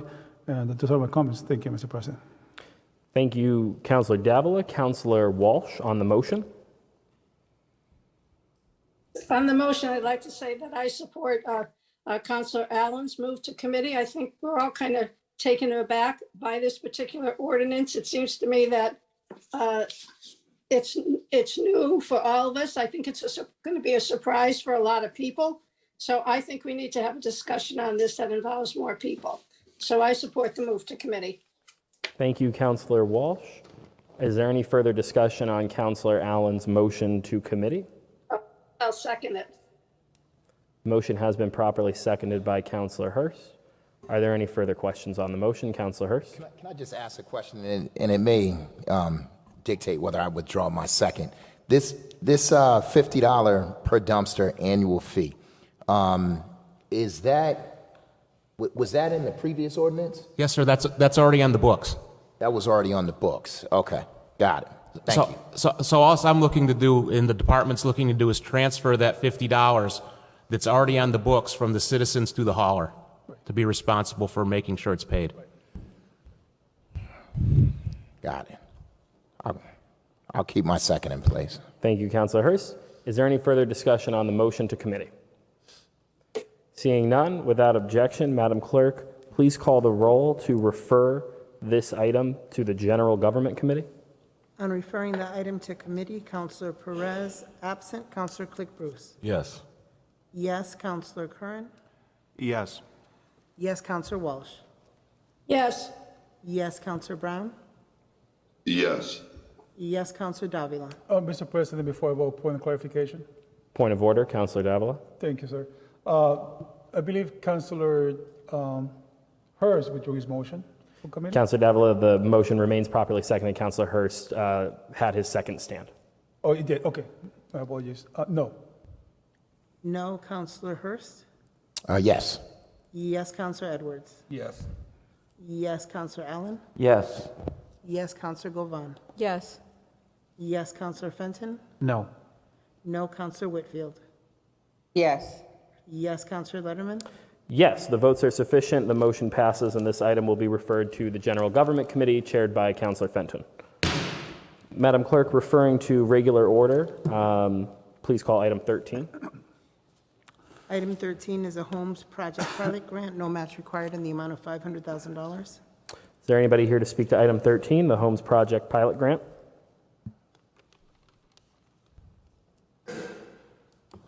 Yes, Jerry McCafferty again, Director of Housing.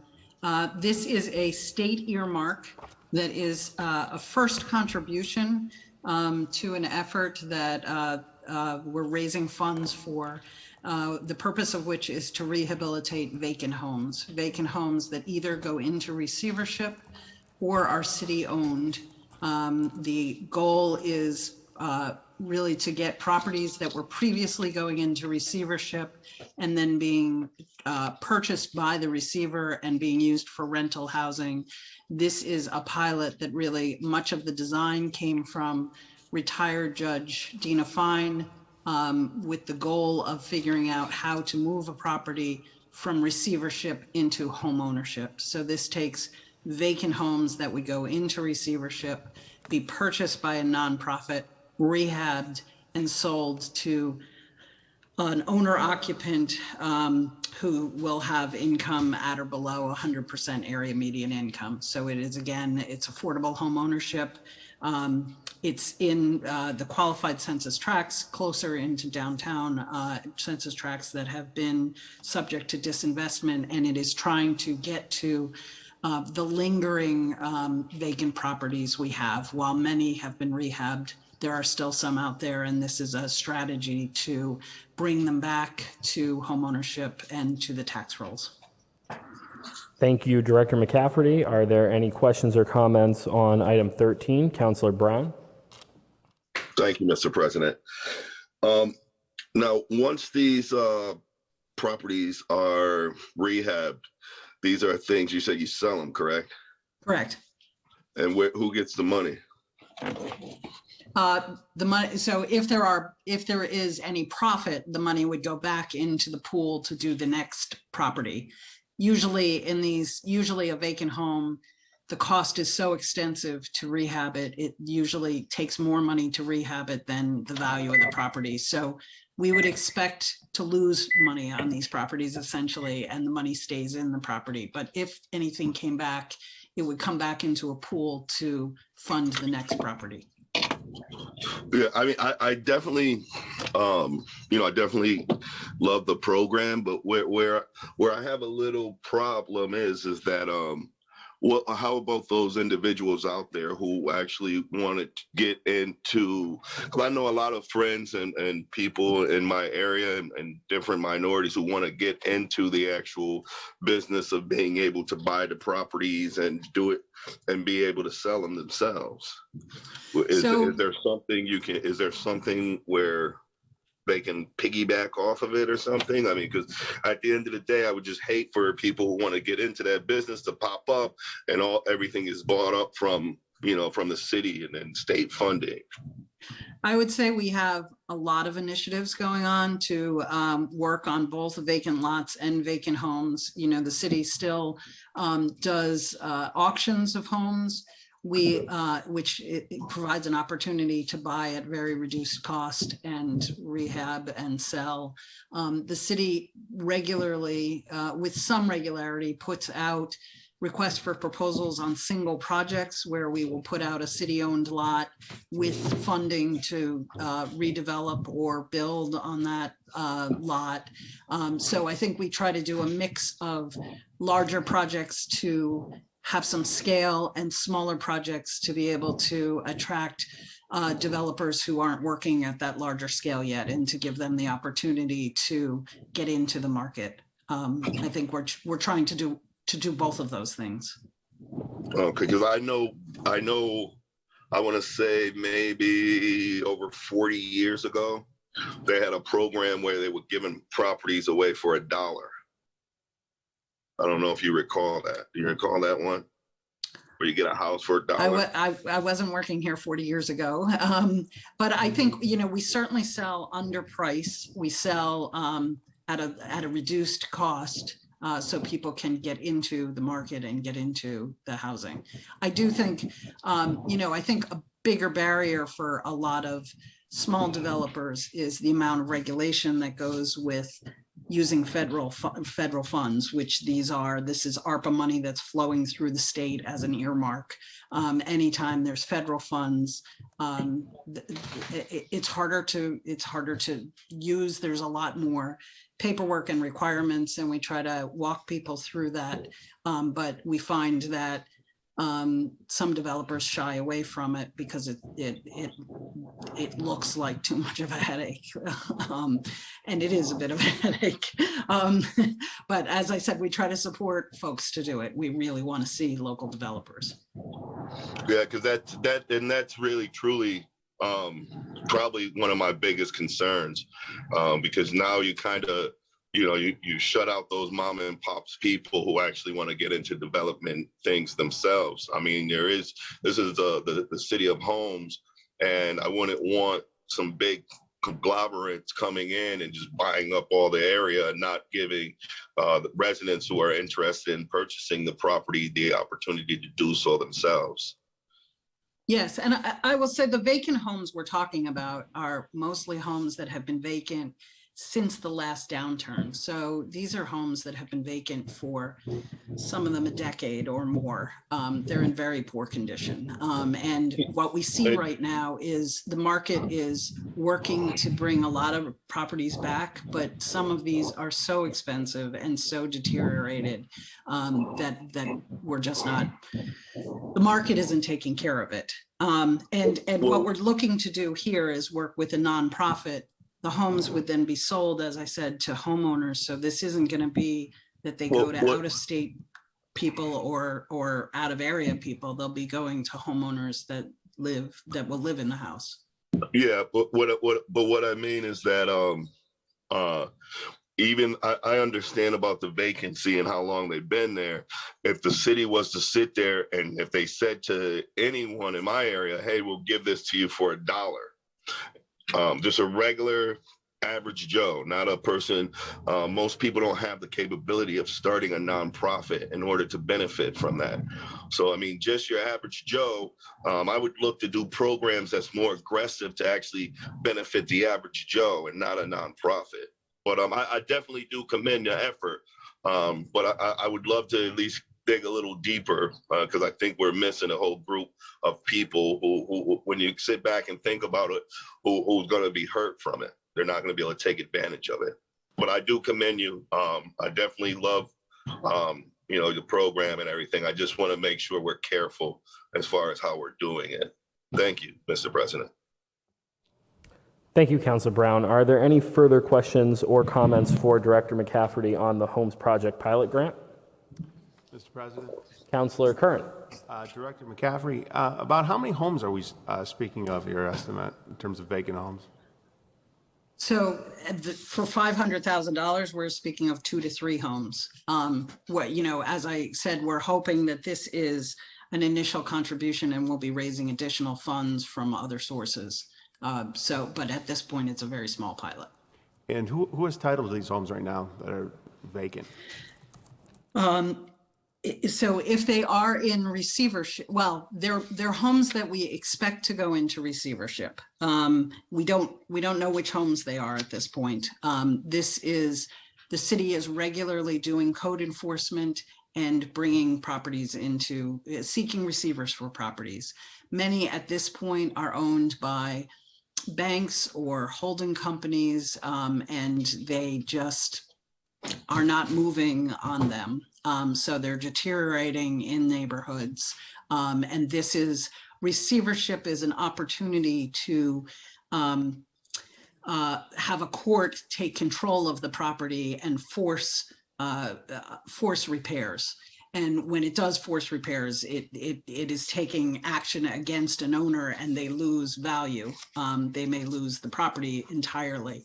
The pilot seeks to instead use some of these funds to purchase the house, get the investor or whoever it was out of the way faster, so that the rehab can start and the home can be brought back to somebody living there. I think this one is really about dealing with kind of zombie homes on streets and, helping the people who live next door to them and trying to make sure that we get these houses activated again. We don't have nearly as many as we once did, but we still have bits of them scattered throughout the city, and we're really trying to bring them back. And Director, could you tell us how many homes, since the receivership program is underway here in the city, have been taken by the city through the court system by receivership? I actually couldn't tell you. It's actually the law department that does receiverships, and I don't know. You don't have a number at all? No. Are there any stats as to when the city takes a home from an individual who's titled to it, as to whether they're elderly, mentally disabled, or does the city keep any records upon that in terms of receivership? I don't know what the law department keeps. I don't know that. I'm not usually involved in receivership. I am only involved in this because I do funding for affordable housing and for housing rehab. So I'm on the funding side of it, but I'm not involved in the receivership piece of it. But just for my own edification, the receivership process begins with code enforcement. Isn't that, would that be under your department, or am I incorrect on that? No, code enforcement is under the building commissioner. Okay. It's understood. And just the last question. There was some questions raised out of a Boston media outlet of some companies getting the majority of some of these receivership properties.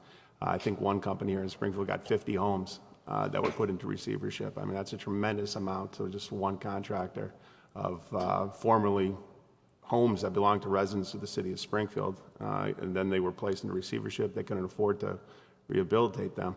Has there been any reform since that report? That was about a year ago here in the city. I mean, what are we doing to remedy that? I mean, it was... Well, I think actually this pilot is seeking to remedy some of that issue. I think, as I mentioned, retired Judge Fine was on the bench in the housing court here. She was very involved in the receivership she was very involved in receivership. Her court did quite a lot of receiverships. They were very active in forming the receivership program. And this was an issue that she actually raised, was the concern about properties going to receivers and missing the opportunity to have them go to homeowners. So this is really her work to identify a strategy that that interferes with that and works toward a better outcome. And she is actually the person who's responsible for getting this earmark and is working to raise additional funds to support this program. And I know you don't have again, you answered the question that you don't have the number, but do you have perhaps a guesstimate of how many homes we placed in receivership? I mean, if one company got 50 houses, I mean, what's the guess here?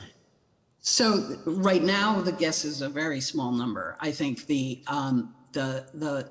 time period where foreclosure was rampant was when a lot of houses went into receivership. And at that point, I think probably the city might have been doing more than 50 cases a year. I don't know that they all went into receivership. Often the threat of receivership resolves it.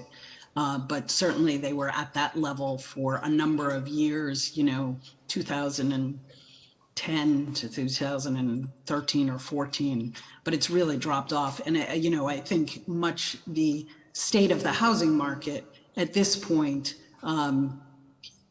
people, there is much less, a lot of the receivership was also abandonment by investors.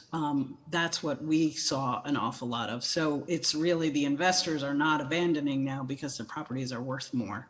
But those that are, or that are not doing anything with the properties, this is really an effort to try to figure out how to get them back into the hands of city residents to own them. No further questions, Mr. President. Thank you, Councilor Hurst. Thank you, Councilor Curran. Councilor Hurst. Just quickly, Jerry, why would the Wayfinders of the world want to be involved in this program if it's not going to make any money, as you say? What is their benefit? Because their goal is stabilizing neighborhoods. Okay. So they're willing to take a loss, potentially, to stabilize a neighborhood? I wouldn't say anyone takes, so it's not that the loss comes in that there is subsidy. The $500,000 earmark and any monies raised will fill in the loss. I think they will pay their staff to do the work and the home will get sold and anything, and there's no money left, so they continue to pay their staff, which is what they do as a nonprofit, but their mission as a nonprofit is to provide affordable housing and to stabilize neighborhoods. So I think they see this as a way to advance their mission. Got it. I think to Councilor Brown's point, and I think we talked about it earlier, there has to be a way in which we can, or Wayfinders can partner with some of the other individuals and developers in the community who do this work in hopes of them being able to do the same thing, because I'm sure they would like to continue to employ their people as well. So with that being said, thank you, and I will support this. Thank you, Councilor Hurst. Are there any further questions? Are there any further questions or comments on item 13, the Homes Project infill? Or the Homes Project pilot? Seeing no further questions on item 13, Madam Clerk, without objection, please call the roll on approval. On approving item 13, Councilor Perez, absent. Councilor Click-Bruce. Yes. Yes, Councilor Curran. No. No, Councilor Walsh. Yes. Yes, Councilor Brown. No. No, Councilor Davila. Yes. Yes, Councilor Hurst. Yes. Yes, Councilor Edwards. Yes. Yes, Councilor Allen. Yes. Yes, Councilor Govan. Yes. Yes, Councilor Fenton. Yes. Yes, Councilor Whitfield. Yes. Yes, Councilor Letterman. Yes, the votes are sufficient. The grant is accepted. Madam Clerk, please call item 14. Item 14 is an MGC parking garage, no match required, in the amount of $300,000. Director Sheehan.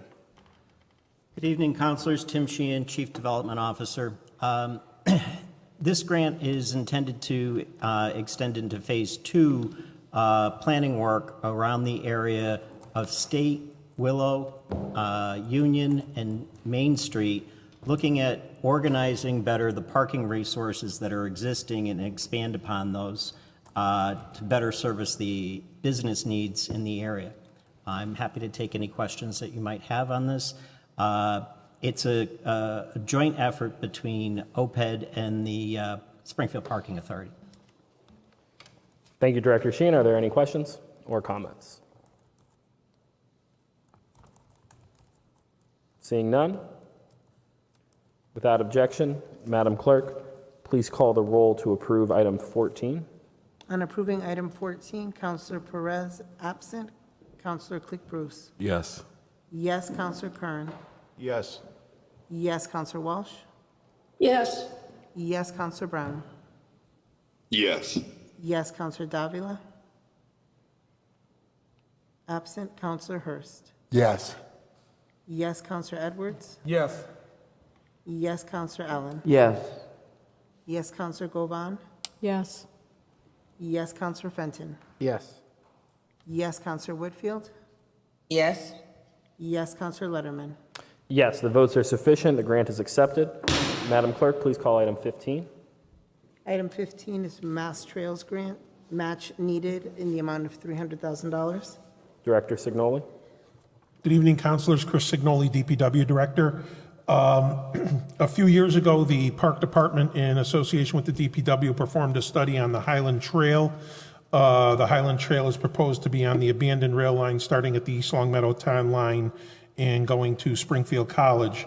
The grant application that we submitted to DCR, we've been awarded $300,000. The first step in the money that we are being awarded will be to have a consultant make an application to Mass DOT to get Mass DOT approval to turn this into a real project. So step number one in this would be to submit a PIF, PNF, which is a project information and project notification form, to get Mass DOT approval for the project to move forward as a Mass DOT construction project. Thank you, Director Signoli. Are there any questions or comments on item 15? Seeing none. Without objection, we'll now ask the clerk to call the roll for accepting the Mass Trails grant. On accepting the grant, Councilor Perez, absent. Councilor Click-Bruce. Yes. Yes, Counselor Curran. Yes. Yes, Counselor Walsh. Yes. Yes, Counselor Brown. Yes. Yes, Counselor Davila. Yes. Yes, Counselor Hurst. Yes. Yes, Counselor Edwards. Yes. Yes, Counselor Allen. Yes. Yes, Counselor Govan. Yes. Yes, Counselor Fenton. Yes. Yes, Counselor Whitfield. Yes. Yes, Counselor Letterman. Yes, the votes are sufficient. The grant is accepted. Madam Thank you, Clerk. councilors. Thank you, Director Signoli. Madam Clerk, please call item 17. Mr. President, Counselor Whitfield. does Chris have any other items that need to come before the council before he takes? So I would like him Not to now. finish. I'm all set, Counselor. Thank you. All right, thank you. And Thank you. I wanted to do it for Tim, but I was off for a minute. Thank you, Counselor Whitfield. Item 17. I'm sorry, Counselor Whitfield, did that conclude your remarks? Yes. Thank you, Counselor Whitfield. Madam Clerk, please call item 17. Item 17 is the FY23 Springfield Library Foundation Endowment Grant, no match required, in the amount of $180,000. Director Fogarty. Yes, good evening, councilors. This is funding from our library foundation that was approved by the foundation board.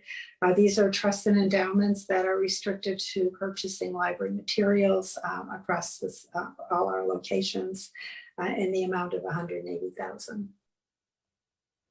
Thank you, Director Fogarty. Are there any questions or comments on item 17?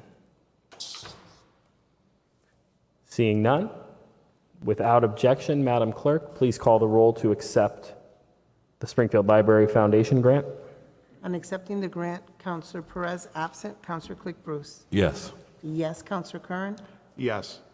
Yes, Counselor Walsh. Yes. Yes, Counselor Brown. Yes. Yes, Counselor Davila.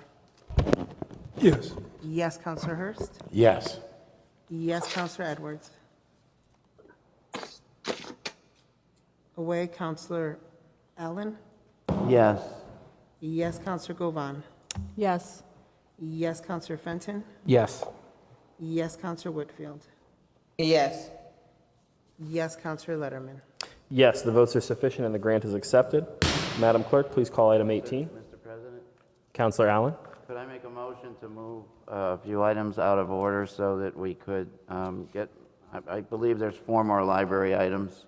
By my count, maybe Molly could fix it, could correct me, but I think 19, 22, 25, and 27 are all library items. I would make a motion that we take them at once or consecutively so that she can finish her work for tonight. Thank you, Counselor Allen. Items 22, 25, and 27 are all under $50,000. Our intention is to take all of those together. And item 20, all of those are to be taken together momentarily. I think that would be great if we could do that. Yeah. Which one are we on right now? I'm sorry, I'm a little bit lost. Well, we are currently on, Counselor Whitfield, item 18. We've done 18. We are on item 19, which is also the Library Foundation, and then the other items would be taken immediately following that vote all together with everything under $50,000. Okay, thank you. So, Counselor Allen, I think that what you're seeking is about to occur automatically. What I'm seeking is what? Is about to occur automatically. I can't understand what all of Director Fogarty's anyway. items are going to be Gotcha. taken together. Gotcha. Thank you. Thank you. Madam Clerk. Item 19 is the FY23 Springfield Library Foundation salary offset, no match required, in the amount of $143,393.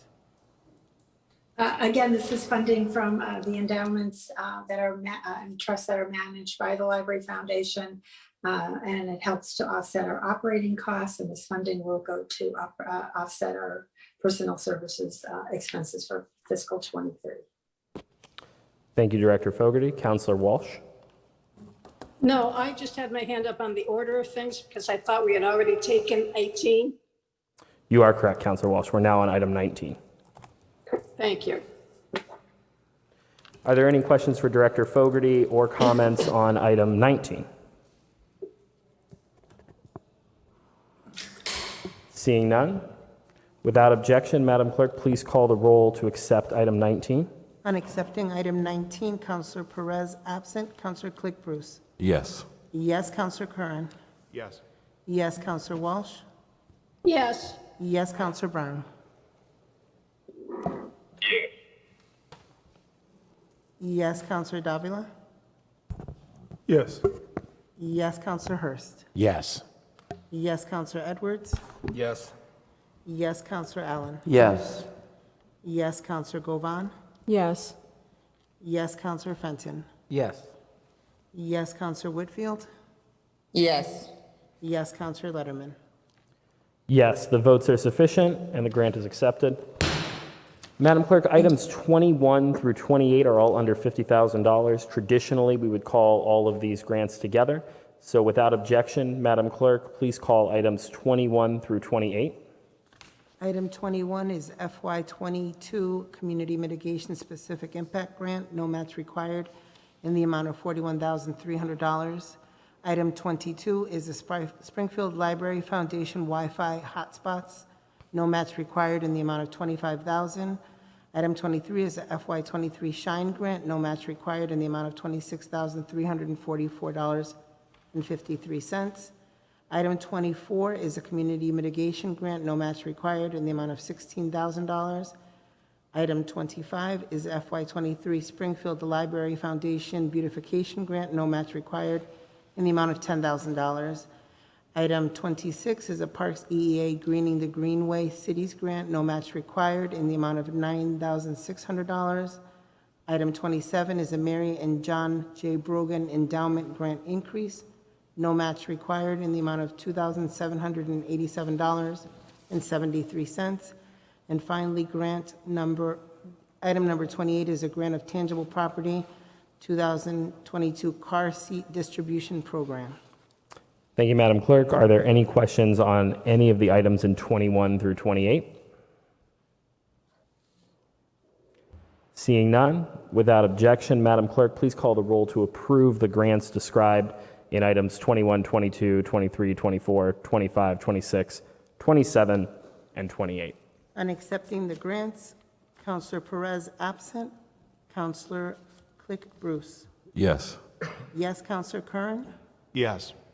Yes, Counselor Walsh. Yes. Yes, Counselor Brown. Yes. Yes, Counselor Davila. Yes. Yes, Counselor Hurst. Yes. Yes, Counselor Edwards. Yes. Yes, Counselor Allen. Yes. Yes, Counselor Govan. Yes. Yes, Counselor Fenton. Yes. Yes, Counselor Whitfield. Yes. Yes, Counselor Letterman. Yes, the votes are sufficient and the grants are accepted. Madam Clerk, please call the next item. Next item is an order for bills of prior year, various departments in the amount of $14,048.90. Thank you, Madam Clerk. As the Deputy Director comes forward, I'll remind councilors both of 29 and 30 will require the suspension of Rule 19, and as has been our practice, we'll take the Rule 19 suspension after they've both been done. Director Hackett. Thank you, Mr. President. Good evening, councilors. This order is to pay a bill of prior year for advertising for the City Clerk's Department, just over $14,000. It's a bill from FY22, and we're asking to use FY23 general fund to cover the invoice. Thank you, Director Hackett. Are there any questions or comments on item 29? Seeing none, Madam Clerk, please call the roll to authorize the bill of prior year. On authorizing the bill, Counselor Perez absent, Counselor Click Bruce. Yes. Yes, Counselor Curran. Yes. Yes, Counselor Walsh. Yes. Yes, Counselor Brown. Counselor Brown. Away, Counselor Davila. Yes. Yes, Counselor Hurst. Yes. Yes, Counselor Edwards. Yes. Yes, Counselor Allen. Yes. Yes, Counselor Govan. Yes. Yes, Counselor Fenton. Yes. Yes, Counselor Whitfield. Counselor Whitfield. Yes. Yes, Counselor Letterman. Yes, the votes are sufficient. The bill is authorized. Point of order. Point of order. Councilor Brown? Can I be recognized as a yes, please? Yes, Thank you, Council. Mr. President. Thank you, Councilor Brown. Your vote will be recorded in the affirmative for item 29. Madam Clerk, please call item 30. Item 30 is reserved for contingency to city clerks in the amount of $14,048.90. Thank you. This, and let me just say, Lindsay Hackett, Deputy CAFO, 80 Tamarack Drive. This order is actually to move money from our reserve for contingency line over to the clerk's advertising budget in the same amount that we're paying the BOPI in an effort to maintain her funding for FY23. Thank you, Director. Are there any questions on item 30? Seeing none, without objection, Madam Clerk, please call the roll to authorize the reserve for contingency withdrawal. On authorizing withdrawal, Councilor Perez absent, Councilor Click Bruce. Yes. Yes, Councilor Curran. Yes. Yes, Councilor Walsh. Yes. Yes, Councilor Brown. Yes. Yes, Councilor Davila. Yes. Yes, Councilor Hurst. Yes. Yes, Councilor Edwards. Yes. Yes, Councilor Allen. Yes. Yes, Councilor Govan. Yes. Yes, Councilor Fenton. Yes. Yes, Councilor Whitfield. Yes. Yes, Councilor Letterman. Yes, the votes are sufficient. The order is approved. Is there a motion to suspend Rule 19 for items 29 and 30? So moved. Second. Motion's been made by Councilor Davila, seconded by Councilor Edwards. Is there any discussion on the motion? Seeing none, without objection, Madam Clerk, please call the roll to suspend Rule 19 for items 29 and 30. On suspension of Rule 19, Councilor Perez absent, Councilor Click Bruce. Yes. Yes, Councilor Curran. Yes. Yes, Councilor Walsh. Councilor Walsh, you're muted.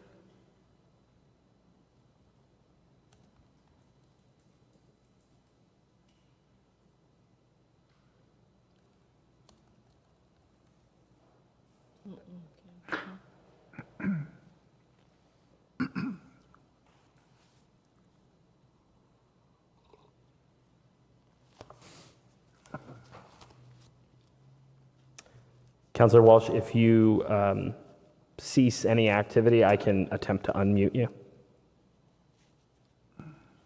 Is it working now? Yes. Okay, yeah, technical difficulties. Yes. Yes, Councilor Brown. Yes. Yes, Councilor Davila. Yes. Yes, Councilor Hurst. Yes. Yes, Councilor Edwards. Yes. Yes, Councilor Allen. Yes. Yes, Councilor Govan. Yes. Yes, Councilor Fenton. Yes. Yes, Councilor Whitfield. Yes. Yes, Councilor Letterman. Yes, the votes are sufficient and the Rule 19 is suspended. Madam Clerk, please call item 31. Item 31 is a donation for the Police K-9 unit. Thank you. This order is actually donations totaling $210 for the Springfield Police Department for the K-9 unit. And these donations, there's 4 summing the total, are made in memory of Barbara Guindon. I hope I'm pronouncing that right. I was just trying to look up the pronunciation. Thank you, Director Hackett. Are there any questions? Seeing none. Madam Clerk, without objection, please call the roll to authorize accepting the donation. On accepting the donation, Councilor Perez absent, Councilor Click Bruce. Yes. Yes, Councilor Curran. Yes. Yes, Councilor Walsh. Yes. Yes, Councilor Brown. Yes. Yes, Councilor Davila. Yes. Yes, Councilor Hurst. Yes. Yes, Councilor Edwards. Yes. Yes, Councilor Allen. Yes. Yes, Councilor Govan. Yes. Yes, Councilor Fenton. Yes. Yes, Councilor Whitfield.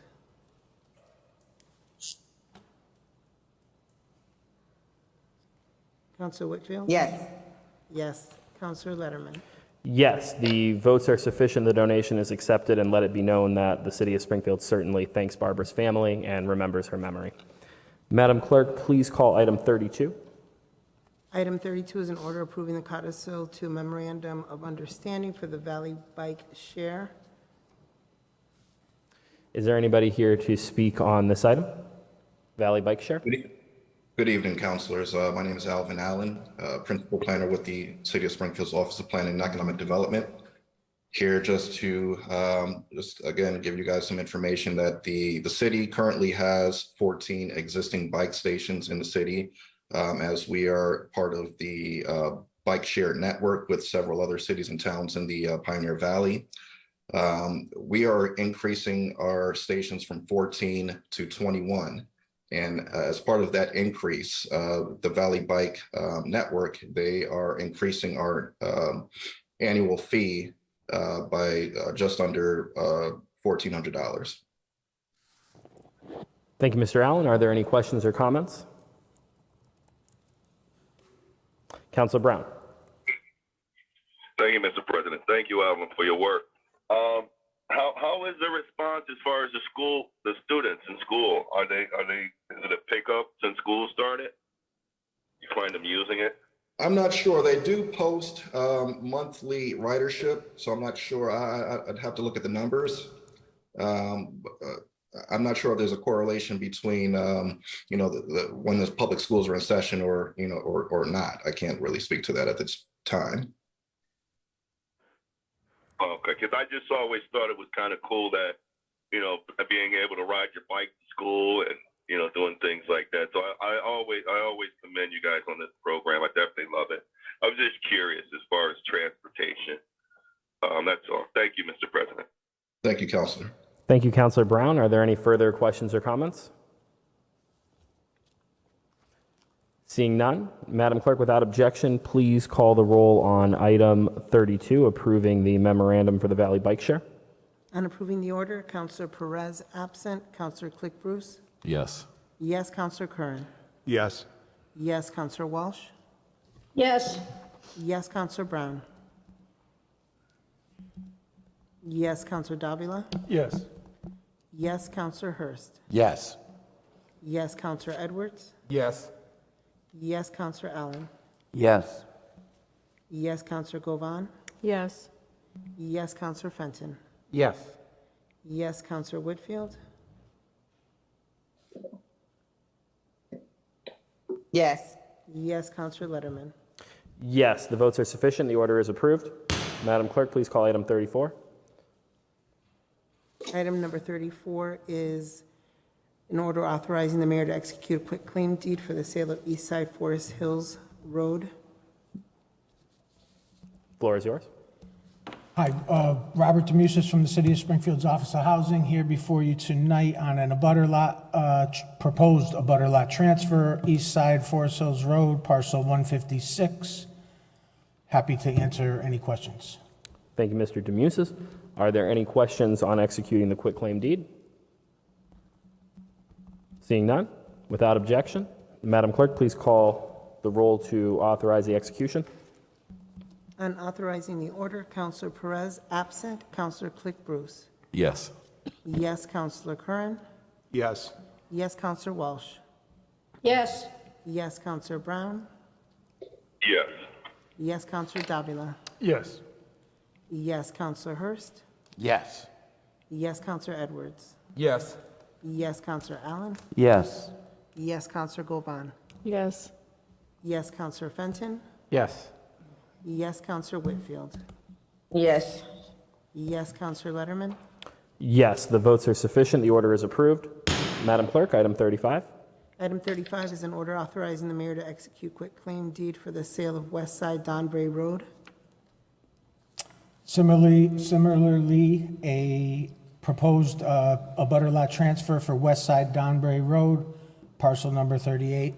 Happy to entertain any questions. Thank you very much. Are there any questions on the quitclaim deed for West Side Donbray Road?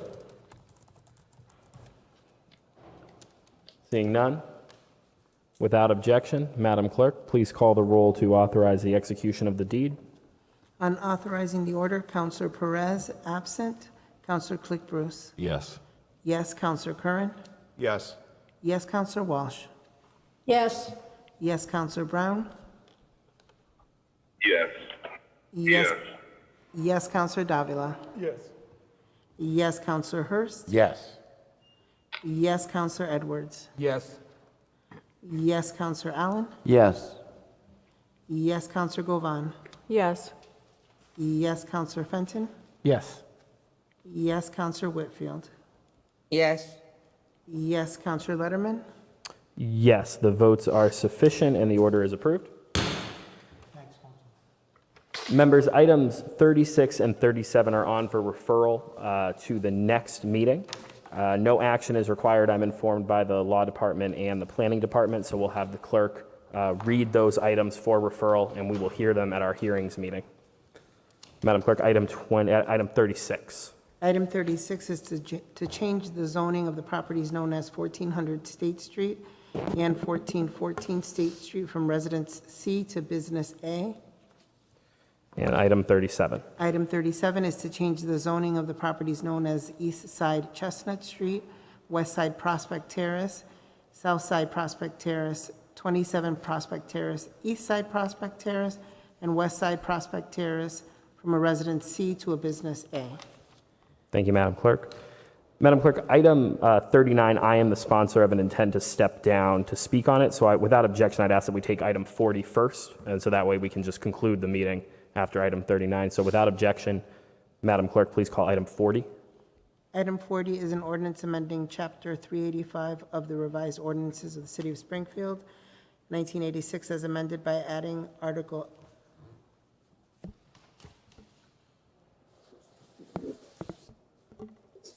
By adding a new article. Thank you. Councilor Fenton. Thank you, Mr. President. This is an ordinance that I've been working on for a little bit over a year, and it would enable the city of Springfield to have a speed hump program to allow for these speed mitigation devices to be deployed across the city.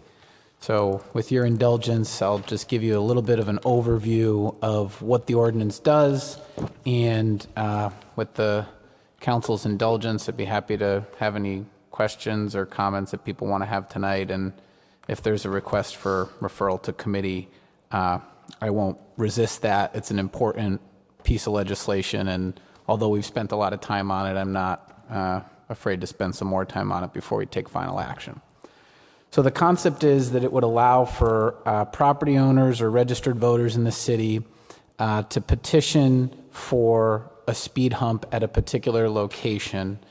The petition would start with 2/3 of the property owners or 2/3 of the registered voters, according to the Board of Assessors or according to the Election Commission, as the case may be, within 300 feet of the proposed speed hump location to petition the city for locating the speed mitigation device.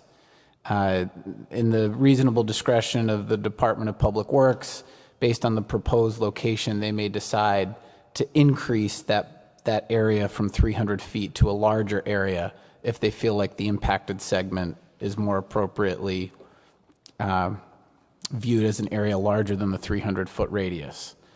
In addition to securing these 2/3 of signatures for people within the impacted segment, they're also required to produce signatures from at least making up at least 1/4 of the total of the signatures on the application from 2 parallel streets, if there are any, to avoid placing a speed hump in one location and forcing traffic or speeding onto another location of a street right next to it. There would then be, if those hurdles are met, a 90-day trial period whereby DPW would have the authority to deploy a temporary speed mitigation device there and receive additional comments. If during that period 1/4 or more of the property owners or registered voters object, filing what I would describe as sort of like an opposition petition, then it stops right there. After the trial period, the petitioners need to get neighborhood council support, and from there the matter would get referred to police, fire, and DPW for review of public safety and maintenance matters. DPW, police, and fire would provide comment. Those comments, along with the petition, would then be forwarded to the Board of Public Works for a hearing on the site. The Board of Public Works would make a final recommendation that would be consistent with the Manual on Uniform Traffic Control Devices for State and Highways, known as the MUTCD, which is maintained by the Federal Department of Transportation. That recommendation gets forwarded to this body, to the City Council for final approval, and our obligation would be to take into consideration public safety, road maintenance, and drainage impacts. Some other important aspects of the ordinance to be aware of are that no speed hump could be proposed within 10 feet of any residential or commercial driveway. The placement of a permanent speed hump would also necessitate no parking on the street within 18 feet of the speed hump at all times for safety. And the only streets that would be eligible for this version of the ordinance are streets classified as local roads according to the Massachusetts Department of Transportation, and which have a speed limit of 25 miles an hour or less. So we've had quite a few committee meetings on this over the course of the past year plus, and conducted some surveys around what surrounding communities have done. Most recently, West Springfield, Holyoke, Amherst, and Chicopee. And with that, I think that it's an important thing. We hear a lot about quality of life issues and speeding on streets in our city, and I think that this is a good step, Mr. President, towards helping provide another tool to mitigate that. Thank you. Thank you very much, Councilor Fenton. Are there any questions, comments, or motions on the order? Councilor Davila, followed by Councilor Whitfield. Thank you, Mr. I President. think my hand was raised first, though, Mr. President. It's been raised for quite a while. I yield, Mr. President. Councilor Whitfield. I make a motion to send this to committee because the amount of questions that came up in my head, I know that we'll have a lot and our time will be better spent in committee. So I make a motion to send this to committee to get our questions answered. Motion has been made by Councilor Whitfield to refer the item to committee. Is there a second? Second. I'll second it. Motion has been seconded by Councilor Hurst. Is there any discussion on the motion to committee? Mr. President. Councilor Davila. I think I still might be able to ask my question as it's relevant to the on the motion. To the motions. Councilor Fenton, thank you for doing this work. I just have a quick question, if I may. When you, so I'm going to use my street as an example on East Albury Street. So I get the residents together, we go through all the petitions, and we get approved for a speed bump. Is that one speed bump, or is it going to be a series of speed bumps throughout the street? The intent is that the petition would be for one speed hump, but I suppose you could submit multiple petitions for multiple locations. It's just, if you're proposing more than one location, then the 300-foot buffer would switch. So the signature requirement would be different on one end of East Alvord Street versus the other end, because the 300-foot would change. Got you. If you indulge me, the last question, and then I guess we'll go back to committee. I'm going to look forward to learning more, Councilor Fenton, on this, because we do have a serious speeding problem in the city. I know my street is like the cut through for everybody in the city. When you talk about please forgive me a second, a local, it needs to be classified as a local road, as shown in the most recent roadway functional classification. What does that mean?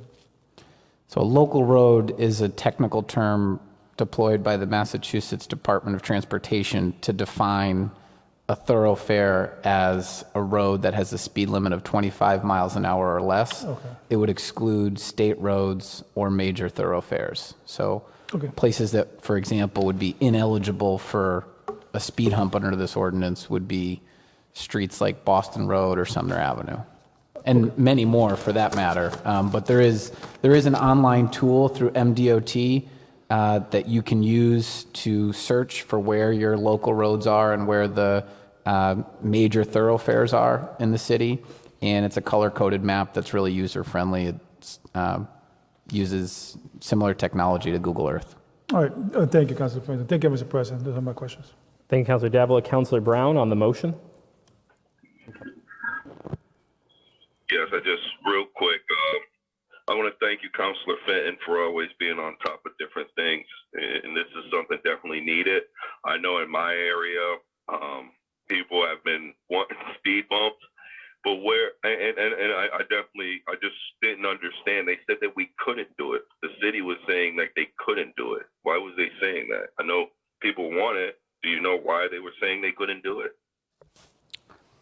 Thank you for the question. There's been a healthy amount of resistance to a speed hump ordinance. I think that's why it's taken so long.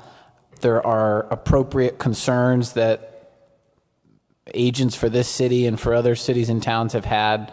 The most common concerns are related to public safety, accessibility for fire, police, and ambulatory services, and then the maintenance concern, particularly in the winter season, and impact as to drainage and impacts on the road. So those are legitimate concerns, and I think over the course of time and speaking with other municipal stakeholders at cities and towns that have deployed these speed mitigation devices, there's some lessons to be learned and some best practices to be had. There is a way to do this and do it well, and there's a way to do it poorly. There's a very close example to Springfield where right near Longmeadow High School on, I think it's Bliss Road, recently the town deployed a speed hump that proved to be extremely problematic for traffic and safety and for drainage, and the city ended up having to take it out. So the town had to take it out. So there are examples of when a speed hump is not appropriate, and what I've tried to do here is develop an extremely conservative ordinance that puts in many checks and balances to make sure that we're doing this very judiciously and thoughtfully. Thank you, Councilor Fenton. Thank you. Thank you, Councilor Brown. Councilor Allen, followed by Councilor Whitfield on the motion. Thanks, Mr. President. I just have a question. I like the spirit of the ordinance and most of what I've heard about it. I'm just wondering, there seems to be another process where we put these in where the mayor and DPW decide to do it. Not arguing with that. I'm just trying to say, is that another approach? We have the one on Edward Street. We have the one in front of the Springfield College Learning Commons. I believe we're building one at AIC.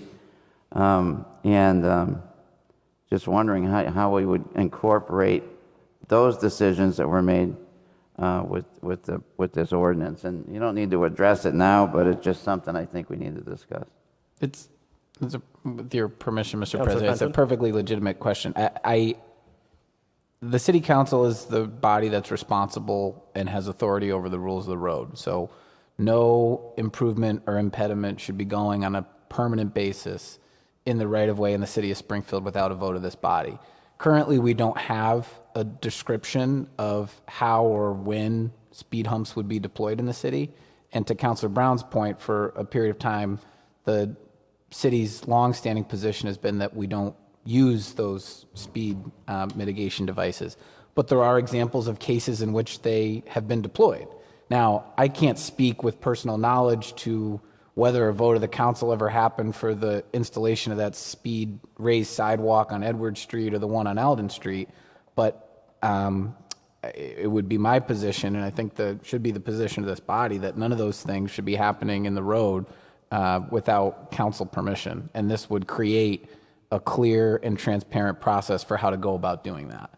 Right now, if there was an existing speed hump or the DPW wanted to request one, I suppose they would just treat it as they would any other utility application in the right-of-way, and they'd go to the Board of Public Works and put it on our agenda at the beginning of the meeting. That's the way it should be done. Thank you. Thank you, Councilor Allen. Councilor Whitfield on the motion. Thank you, Mr. President. Councilor Fenton, I forgot to thank you. I think this is a great step in the right direction to slow traffic down. And I just want to thank you for the thoughtfulness and the research that you put into it. It sounds like a really, really good idea. I do have questions that I'll save for the committee meeting, but thank you for the effort. You know, it sounds really great. Thank you, Councilor Whitfield. Motion has been made and seconded. Councilor Govan on the motion. Thank you. I also want to thank Councilor Fenton for this proposition, I guess. And I'm excited about having it. And of course, I'm worried about Berkshire Avenue, where I live on, and that's more than 25 miles an hour. But I really think it's a great first step in helping us to slow down traffic in our city, which is a real big problem. So thank you. Thank you. Thank you, Councilor Govan. Councilor Click Bruce. Councilor Fenton, I appreciate the efforts in getting this ordinance in, and definitely looking to gather information more about it. You may or may not have done it already or have plans to. Do we plan on having the neighborhood councils get involved with the process as well? Yes, that is a part of the ordinance, that the neighborhood council letter of support would be a component of the petition. All right, thank you. Thank you. Thank you, Councilor Click Bruce. Are there any further comments on the motion to committee? Seeing none, without objection, Madam Clerk, I'll ask you to call the roll on referring this item to the Maintenance and Development Committee. I would also ask you, Madam Clerk, to add me as a co-sponsor of the ordinance. On referring item 40 to the Maintenance and Development Committee, Councilor Perez absent, Councilor Click Bruce. Yes. Yes, Councilor Curran. Yes. Yes, Councilor Walsh. Yes. Mr. President. Yes, Councilor Brown. Yes, and I'd like to be added as a co-sponsor also. Yes, Councilor Davila. Yes. Yes, Councilor Hurst. Yes. Yes, Councilor Edwards. Yes. Yes, Councilor Allen. Yes. Yes, Councilor Govan. Yes. Yes, Councilor Fenton. Yes. Yes, Councilor Whitfield.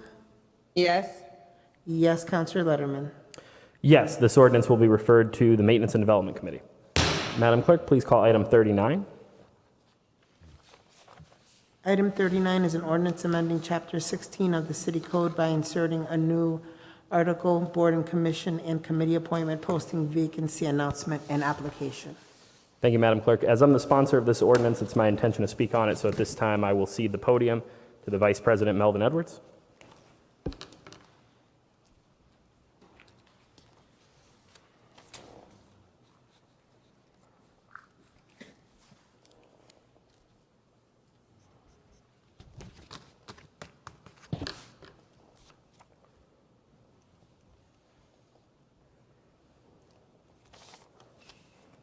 President Letterman. Thank you so much, Mr. Chairman, and thank you, colleagues, for a great meeting. I'm proud to bring forward this evening legislation that I think addresses a concern that many of us have had for many years relative to the need to make sure that we have more people involved in the work of local government and that we have a local government that is able to carry out all of the responsibilities that are incumbent upon it. The legislation that I brought before you this evening is to make the appointment process for municipal boards, commissions, and committees more accessible and transparent, as well as to highlight vacancies on such bodies to encourage applicants. I believe that city boards and commissions are an important work of our local government, but I think we know that too many seats remain vacant on these bodies, and we also know that there's no formal process to be considered for appointment in many cases. This legislation will ensure that such vacancies are highlighted and that residents interested in serving have the opportunity to be considered. Just to speak a little bit about what this ordinance will actually do, it's fairly simple. This ordinance will require that the city clerk's office maintain a listing of all municipal board, commission, and committees on the city's official website, along with a description of what those responsibilities are for that body, the appointment requirements for that body, the names of members currently serving, the length of the member's term, and who the appointing authority is. That listing would be required to be reviewed monthly to ensure accuracy and also to be updated within 5 business days of a new appointment or vacancy. The legislation will also require that the city clerk develop a public application process to allow residents who are interested to apply for consideration to be appointed to a respective board, commission, or committee. And those applications would be collected by the city clerk's office and forwarded to the appropriate appointing authority for consideration. As we know, in most cases, the appointing authority for these seats is the mayor, but in some circumstances, it is also the city council president or the city council as a whole. This is an issue that the City Council has been talking about for many years. In 2018, we all worked together to pass a resolution for the second time urging the filling of vacant board and commission seats because we know that key bodies in our city like the Ethics Commission and the Youth Commission have been dormant for too long. and it's time to bring those bodies back. We also know that other bodies have enough members to make quorum, but still have vacant seats that need filling. And just doing a cursory search of the information that is available to us, we know that there are currently vacancies on the Zoning Board of Appeals, the Council on Aging, the Historic Commission, the Cultural Council, the Disability Commission, the Planning Board, and the Traffic Commission, to name a few. So we have a responsibility, I think, to make it easier for individuals to be able to be considered for these appointments. The people of Springfield are best served by a robust, professional, transparent, and well-balanced government of their peers. And I also think we have an obligation to consider the fact that service on local boards and commissions provides the opportunity to bring more people and more perspectives to the table, and for residents to gain experience in local government, building a bench of leadership for the future. Let me just say in closing that I really do appreciate the work of those residents who are already involved in our boards and commissions. We all know folks who are working really hard. We confirmed 2 of them just earlier today. And filling these vacancies will really work on creating an opportunity for new leadership and ideas that will strengthen the work that is already being done. I'll also say that, as now an appointing authority myself for some seats, and as appointing authorities in all of us in the City Council for seats that require full City Council support, which does exist on the CPC, I think that we would all benefit from having a bench of leadership and individuals that we can consider to be appointed to these seats. We certainly know that you shouldn't have to know someone to be appointed to a board and commission in the City of Springfield. You should be able to be considered on the merit of the strength that you will bring to that body, and that is what this ordinance will allow for. So I'm happy to take any questions this evening. I do want to thank the City Clerk for her conversation that we were able to have. I also want to thank Attorney Ken Shea and Attorney Kathy Breck in the Law Department who helped with the formatting of the ordinance, and at this time would certainly welcome questions, comments, or co-sponsorships. Councilor Brown. Thank you, Mr. Chair. I want to first commend President Letterman for the actual ordinance. It's very important as far as the community to, at least what I always say is the community should be able to come up with ideas and solutions, and we as city councilors and mayor should be able to support them. So I always love getting the community involved, and I definitely want to make sure that I'm at it as a co-sponsor to this. I know a lot of individuals who really want to impact and make a difference. So I commend Councilman Letterman for putting this together. He's always coming up with great ideas. And this one, I believe, is really something necessary for the community to actually just have a tool to be able to impact their surroundings. So I definitely want to be at it as a co-sponsor. And once again, great job, Council President Letterman. Thank you, Mr. Chair. Councilor Govan. Thank you, Mr. Vice President. So I really love this ordinance, and I'm excited to see it pass forward. So I appreciate your effort in this. I think about 5 years ago, the Springfield League of Women Voters did a study on boards and commissions in the city of Springfield, and we had a few members actually try to find a way onto the boards, and they had a really hard time. They could not get access. They couldn't get even anyone to call them back to see about getting onto the board. So I think this is really a good idea. I'd love to also be a co-sponsor because I think this is something that the city needs. Thank you. Are there any comments, questions? Madam Clerk, may I be added as a co-sponsor as well? May I entertain a motion to... So moved. I do have a question, Mr. President, if I may. Councilor Davila. Thank you, Mr. President. I do, first of all, have to say that I find it a little perplexed that we have to consider an ordinance to have these positions filled and to be posted. I mean, that's something that, to me, it will appear that would be obvious because there's a lot of these boards and these committees and commissions do direct work with the community. With that being said, I think that this is very strong. I can see the purposes, but I do have a question, Councilor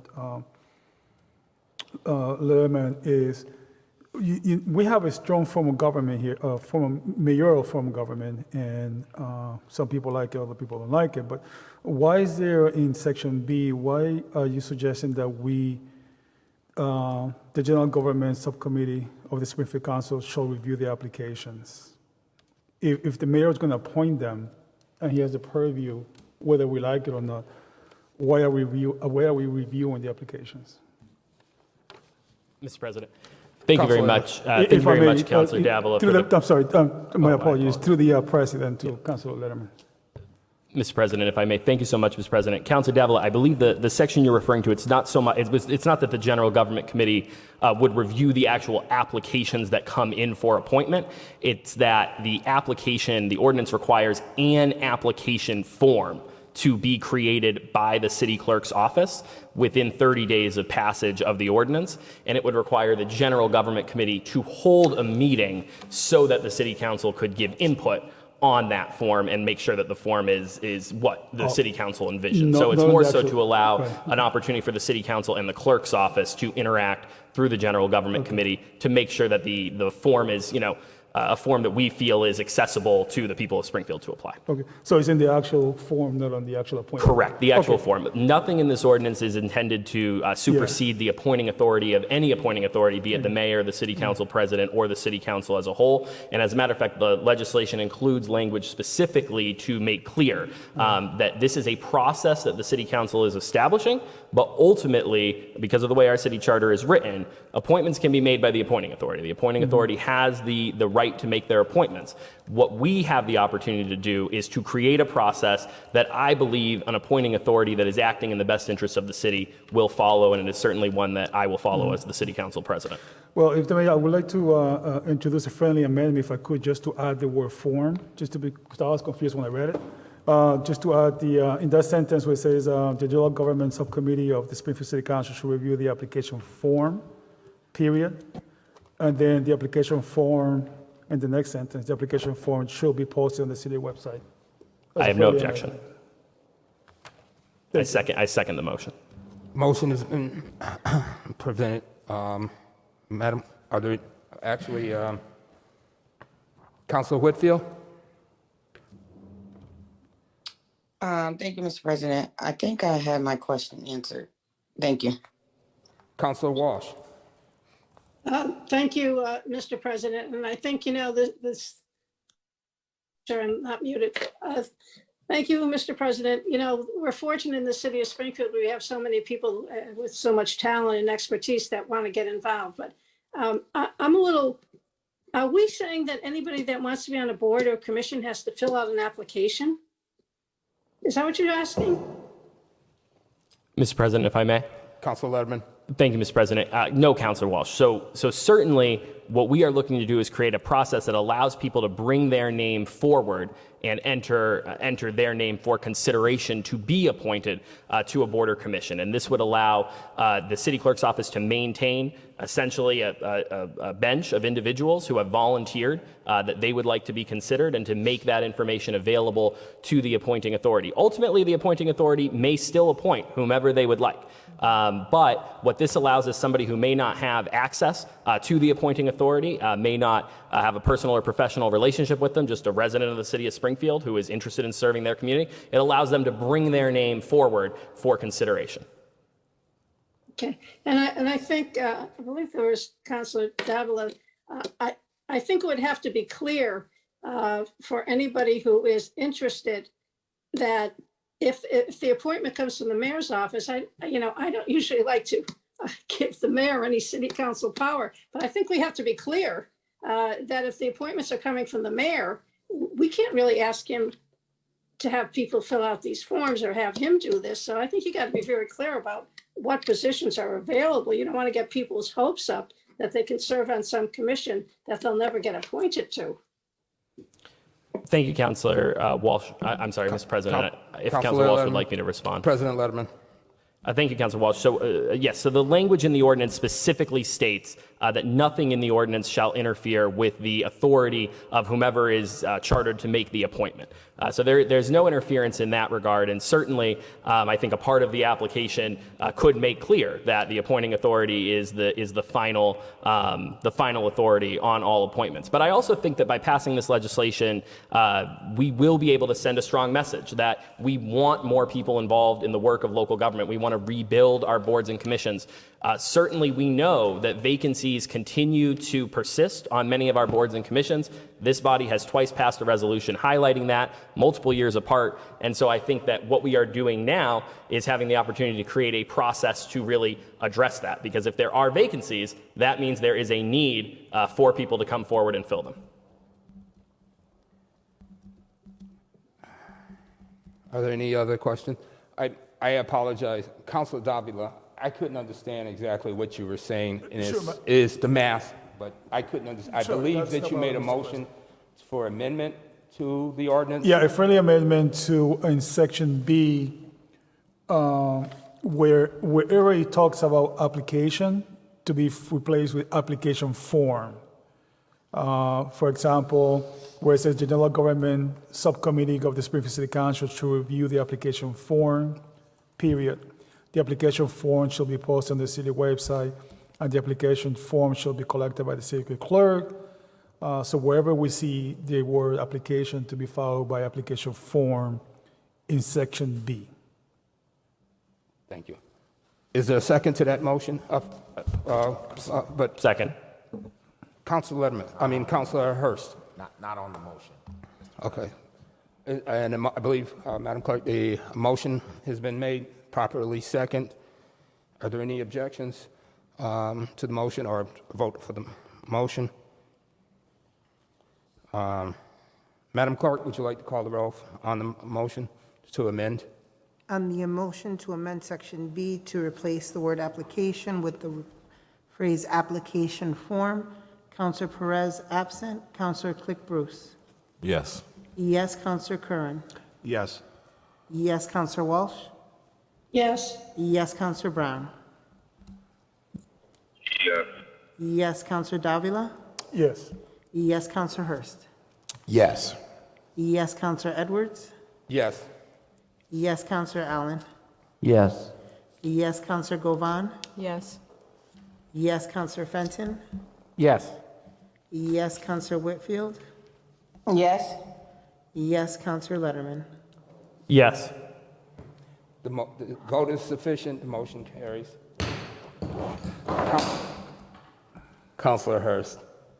Just a quick question, Counselor, and I fully support this ordinance. It's certainly something that we've all been calling for in one way or another. I know I just recently had called for the Ethics Commission to be filled in response to an issue that occurred a few months ago. And so I guess my question to you is, have you been in contact with the administration regarding this ordinance, regarding this process? And if so, what has their response been? President Letterman. Thank you, Mr. President. I have not been in direct contact with the administration regarding the ordinance. You know, I believe that this is an ordinance that we have the authority to implement. I think that the City Council has been quite clear, as you mentioned, in one way or another over the course of really, I mean, now almost probably seven years in terms of multiple resolutions and calls by members. So I think we've been clear on what we want to see, but I also think that even if the vacancies did not exist currently, this is a piece of good government that we should put in place. Even if our boards and commissions were fully appointed, I think that creating a public process to track them, as well as to accept applications from individuals who are interested in serving, would be a worthy thing to do. If this ordinance passes first step, certainly the General Government Committee will hold a meeting, and have the opportunity of the administration to interact there is always always available to them. So thank you for that response. I mean, don't get me wrong, I love the idea. I think it's going to put the mayor in an extremely awkward position when he has lists of individuals that have applied to put their name in consideration to fill a particular board, and either that particular board remains vacant or he chooses other individuals who, based on the list that you will have amassed, have not even added their name to that list. So I'd like to see this all play out, but I also think it's probably worthy of us to have a conversation with someone from the mayor's office just to see if we can do it in collaboration with them. Are there any further questions? Councilor Davila? Thank you, Mr. President. Something just sparked my curiosity. Something just sparked my curiosity here.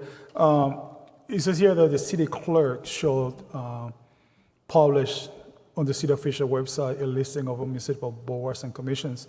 I'm just wondering, is that something that can easily, and if I may, through the president to the clerk, that can easily be done, or we need to involve IT in this process?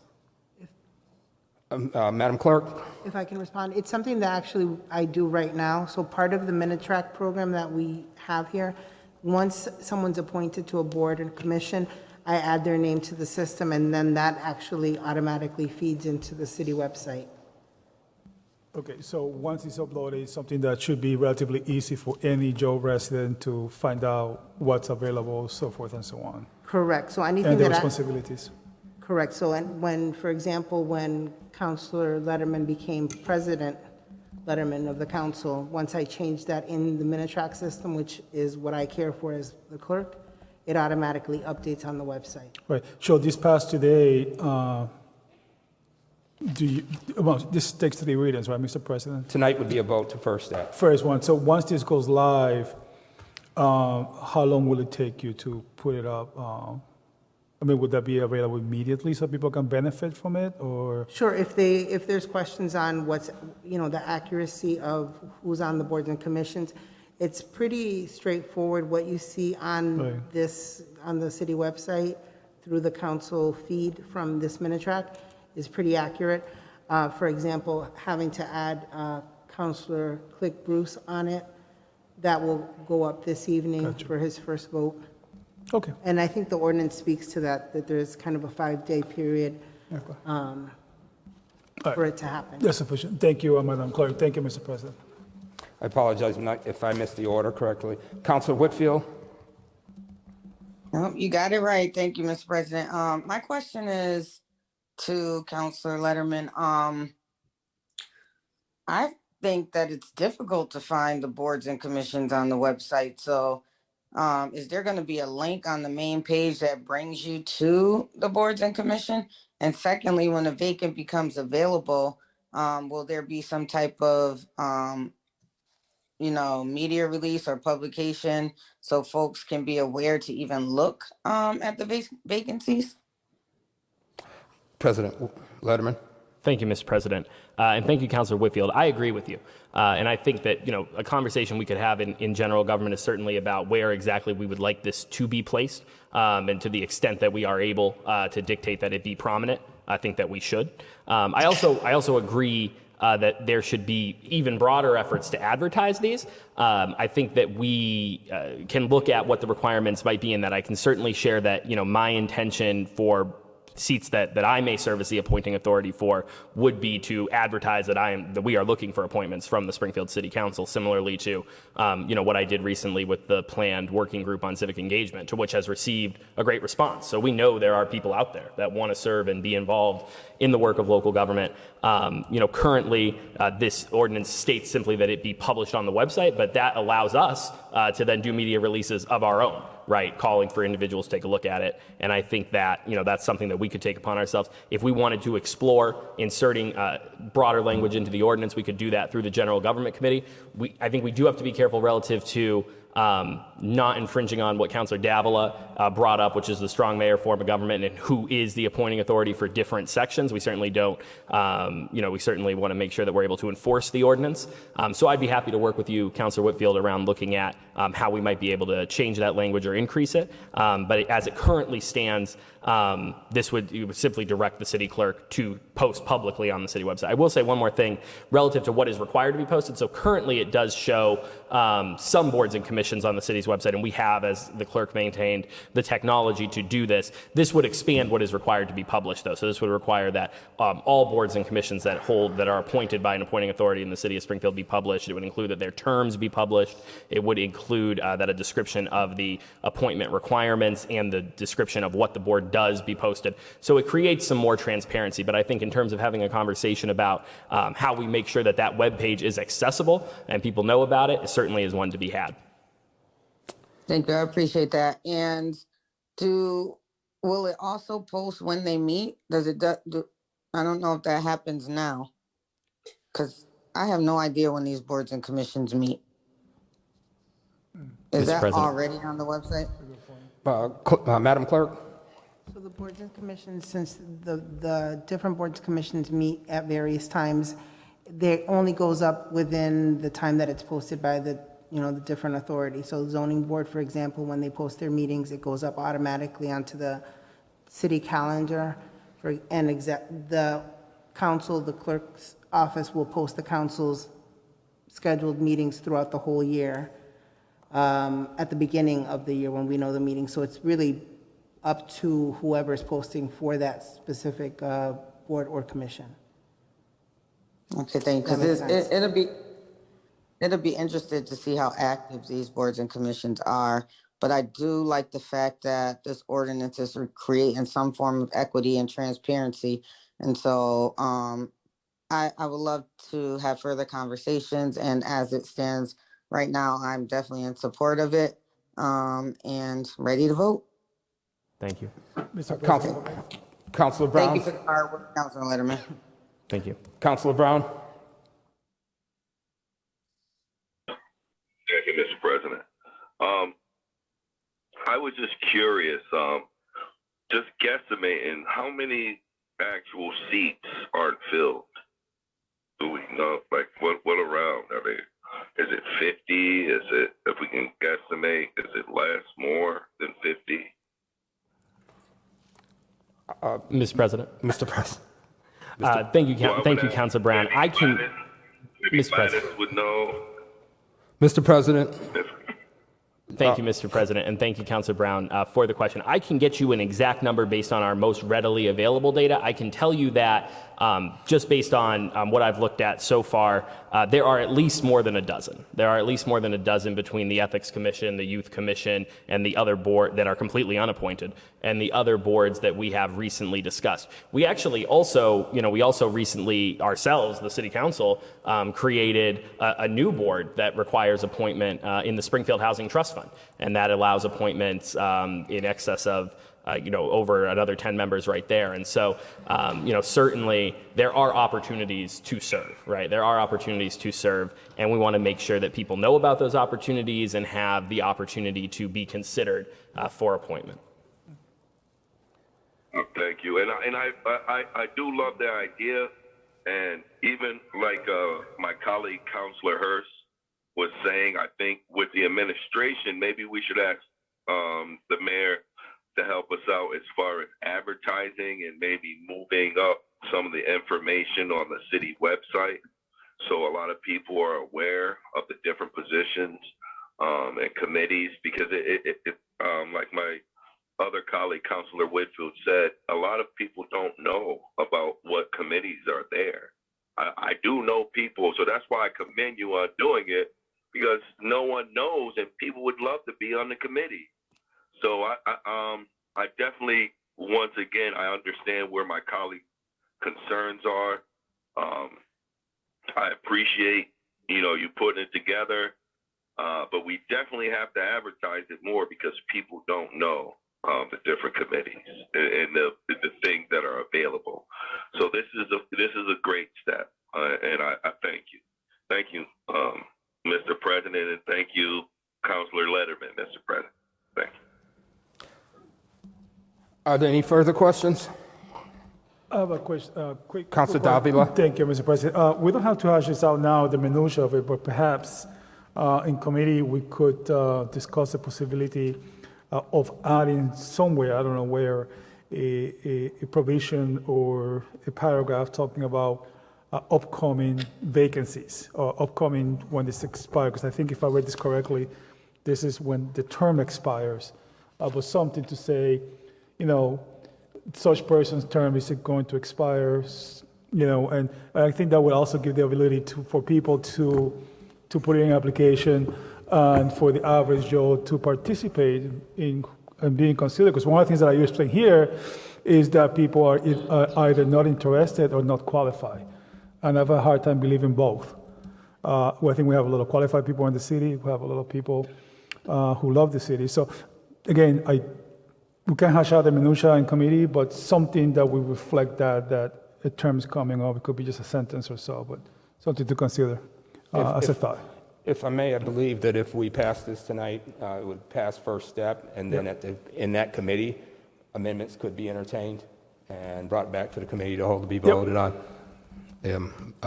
Councilor President Letterman. Just relative to Councilor Davila's suggestion, certainly agree. I think that currently the way the ordinance reads is the expiration of the term would be published automatically. So if you were appointed to, a committee for a term of 3 years, on the website it would read that you were appointed in 2022, and it would read that your term expires 3 years later. So people would be able to see. But I also think that, what we want to encourage is individuals who are interested in serving to put their name forward, even if there's not a vacancy, right? Like I was saying earlier, even if there are completely no vacancies, everything is filled, if you're an individual who would like to be considered, put your name forward. That way, the appointing authority has the opportunity to know that there is a bench of individuals ready to serve and be able to consider them, both for the appointment to the body that they've expressed interest in, but also perhaps there's another body that fits their expertise as well. So we know that we have an incredible, diverse and professional group of residents and citizens here in the city of Springfield, Massachusetts. They deserve a chance to be involved in their government. We will benefit from having those individuals building their leadership skills, learning about local government, and influencing local government here in Springfield City Hall. And that is why I'm hopeful that we can implement this ordinance. Thank you, Mr. President. Are there any more questions? Hearing no questions, without objection, Madam Clerk, please call the roll on approving the ordinance for first step. On approving the ordinance for first steps, Councilor Perez, absent. Councilor Click Bruce? Yes. Yes. Councilor Curran? Yes. Yes. Councilor Walsh? Yes. Yes. Councilor Brown? Yes. Yes. Councilor Davila? Yes. Yes. Councilor Hurst? Yes. Yes. Councilor Letterman? Yes. Yes. Councilor Allen? Yes. Yes. Councilor Govan? Yes. Yes. Councilor Fenton? Yes. Yes. Councilor Whitfield? Yes. Yes. Councilor Edwards? Yes. The vote is sufficient for passage. Madam Clerk, is there any further business properly brought before this committee? No, there is not.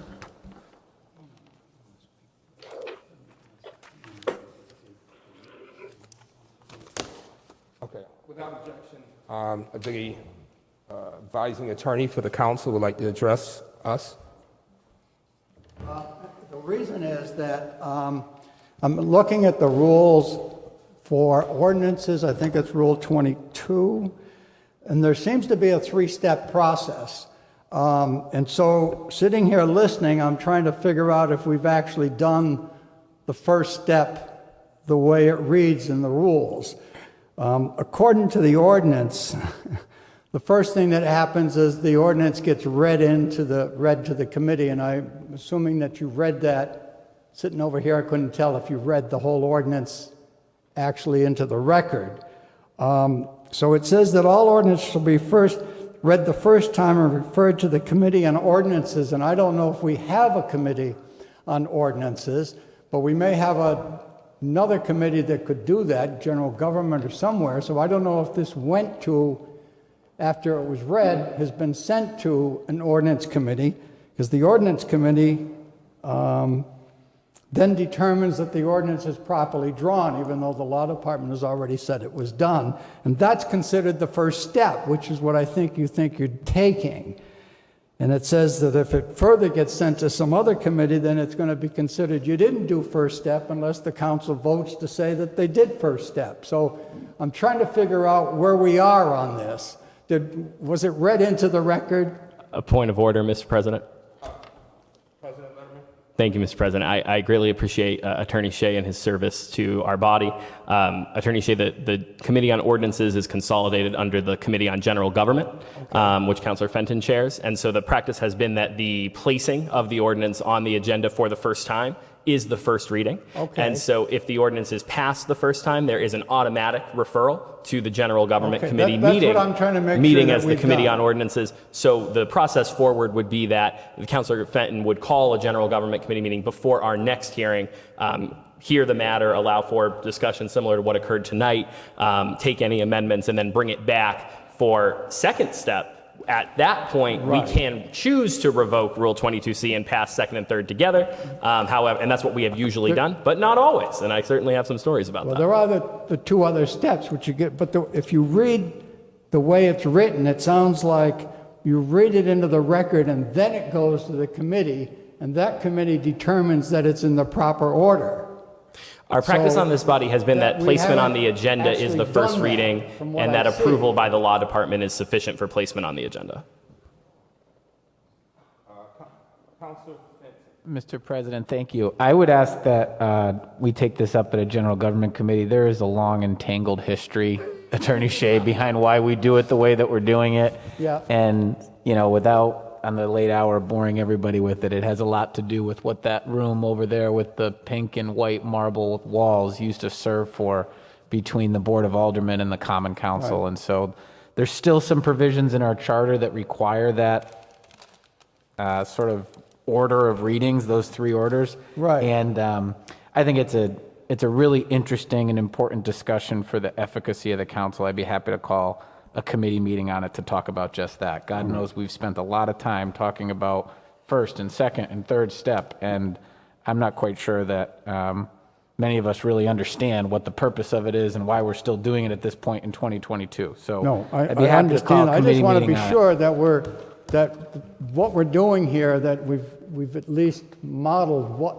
is in the rule. We may not have been specific, we don't have an ordinance, quote, committee, but as long as that's done and you've just voted and you've considered that vote first step, I think we're okay. And then it gets, you read the next section, it gets, we don't have an enrollment committee, so we'll have to deal with that. But I just don't want to get all the way to the end and then have it challenged that we didn't do it right.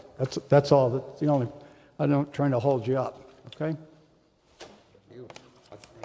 Once again, I believe our Madam Clerk, is it necessary for us? I'm sorry. Madam Clerk, once again, if they're without objection, would you please call the roll on? Actually, we've already done that, correct? Correct. Is there any other is there any further business brought before the council? There's none. Thank you, Madam Clerk. And all of you, please, I apologize for my clumsiness. To be honest with you, I've been on the council for 13 years, and it's the first time that I have stood at the podium other than to take a picture with many of you. So, trust me, I am quite nervous, and I do apologize for my clumsiness. But thank you very much for your patience, and I really appreciate you. Good night. This meeting is adjourned. Good night.